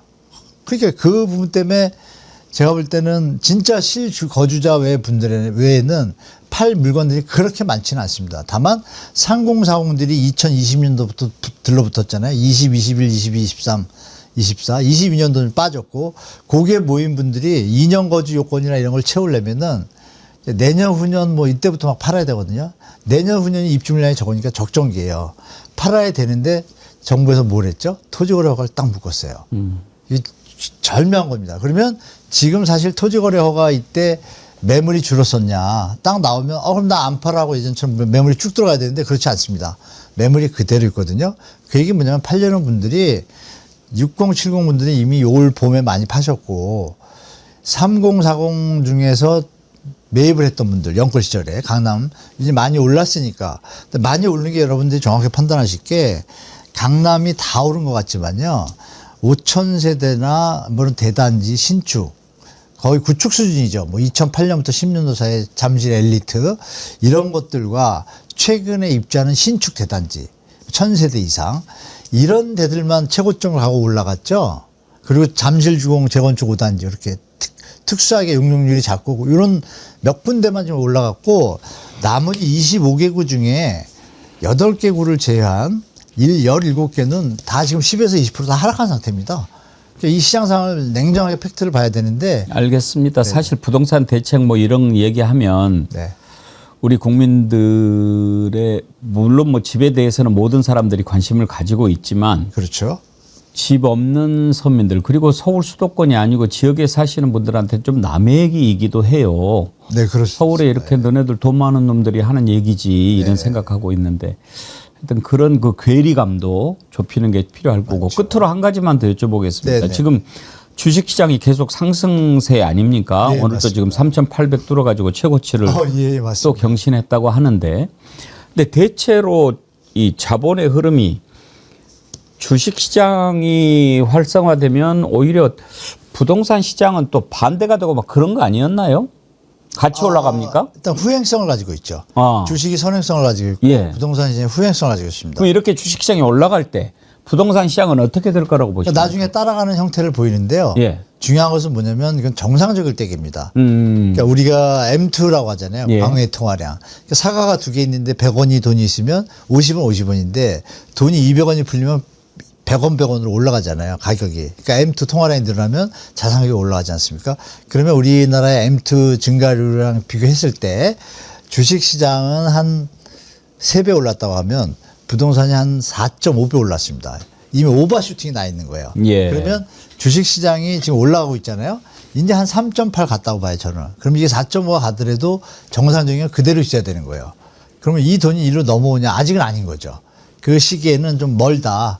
지금은 이제 서울에 국한된 거고요. 서울의 어떤 특히 고가 주택들은 이미 약간 오버슈팅이 심하게 나 있다는 것을 뭐 누구나 알고 있기 때문에 뭐 혹자는 또 이렇게 얘기해요. 비트코인으로 돈 벌면은 집을 산다 그러는데 바보가 아닌다. 그건 이제 시장론자들이 한 얘기예요. 예. 주식 벌면 집 산다. 둘 다 똑같은 얘기인데 전혀 안 그렇습니다. 주식이 집을 살 때 내가 사고 나서 주식만큼 앞으로 더 오를 거라고 예측이 돼야 사잖아요. 근데 지금은 가격이 이미 꼭지나는 느낌이 있는데 주식에서 돈 벌었다 이걸 사나요? 아니죠. 기다렸다가 떨어진다면 사겠죠. 예. 이런 갭 차이가 있으니까 지금 말씀하신 것은 주식이 선행한다고 후행해서 쫓아간다라고 지금 얘기를 하고 있지만 이미 쫓아가기 전에 이미 더 올라와 있다. 예, 그렇다면 결론은 정해졌죠. 아, 그러면 균형을 맞추기 위해서는 부동산은 약간 숨을 죽여야 될 것이고 주식은 좀 더 갈 수 있는 여지가 충분히 있다. 이렇게 말씀드리겠습니다. 오늘 아주 궁금한 거 이렇게 시원시원하게 다 말씀을 해주셔서 감사합니다. 네. 전문가로서 부동산이라고 하는 것, 네. 여기에 임하는 마음가짐은 어떻게 해야 되겠다 이런 생각을 갖고 계십니까? 저는 개인적으로 부동산의 어떤 순기능도 분명히 있습니다. 건설산업이나 뭐 내수활동을 위해 가지고 적정 부분은 필요하다고 봐요. 전 세계가 그 정도는 하고 있고요. 그런데 중요한 것은 뭐냐면 이게 도를 넘어서서 대통령께서 말씀하셨다시피 부정적인 요인으로 작용하게 되는 시점에 오게 되면 그 뒤의 결과는 결국은 버블이 터지는 거거든요. 전 세계의 어떤 그 버블 터지는 것들의 90%가 부동산 출발입니다. 근데 우리는 전세대출이라는 제도가 지금 받쳐주고 있는데 이 부분에 대해서 전 국민들이 이미 이제 인지를 했어요. 이런 부분이 이제 정부 당국자들이 전세대출이 주택가격을 떠받치기 위한 제도로 썼다는 것을 국민들이 이제 알아보기 시작한 거예요. 전세 사기 문제부터 딱 나오니까 그럼 여기에 대해서 이제 정책의 방향은 어느 쪽으로 갈 수밖에 없잖아요.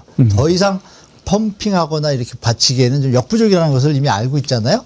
그러면 이제 시장의 흐름은 약간 정해졌다고 보는 게 합리적인 판단이겠죠. 어떻게 보면 부동산도 한 정권의 성격 그런 것의 축약판인 것 같다는 생각도 들어요. 네, 맞습니다. 정말 기가 막히게 거기에 반영이 되고 말이죠. 네, 맞습니다. 예. 오늘 말씀 감사합니다. 잘 들었습니다. 나중에 또 궁금할 때 모시도록 하겠습니다. 네. 예. 감사합니다. 네, 감사합니다. 한민도 명지대학교 대학원 실물투자분석학과 겸임 교수님과 부동산 대책 그리고 또 궁금한 것에 대해서 다 여쭤봤습니다. 여러분 도움이 많이 되셨습니까? 고맙습니다. 또 기회가 되는 대로 모시고 듣도록 하겠습니다.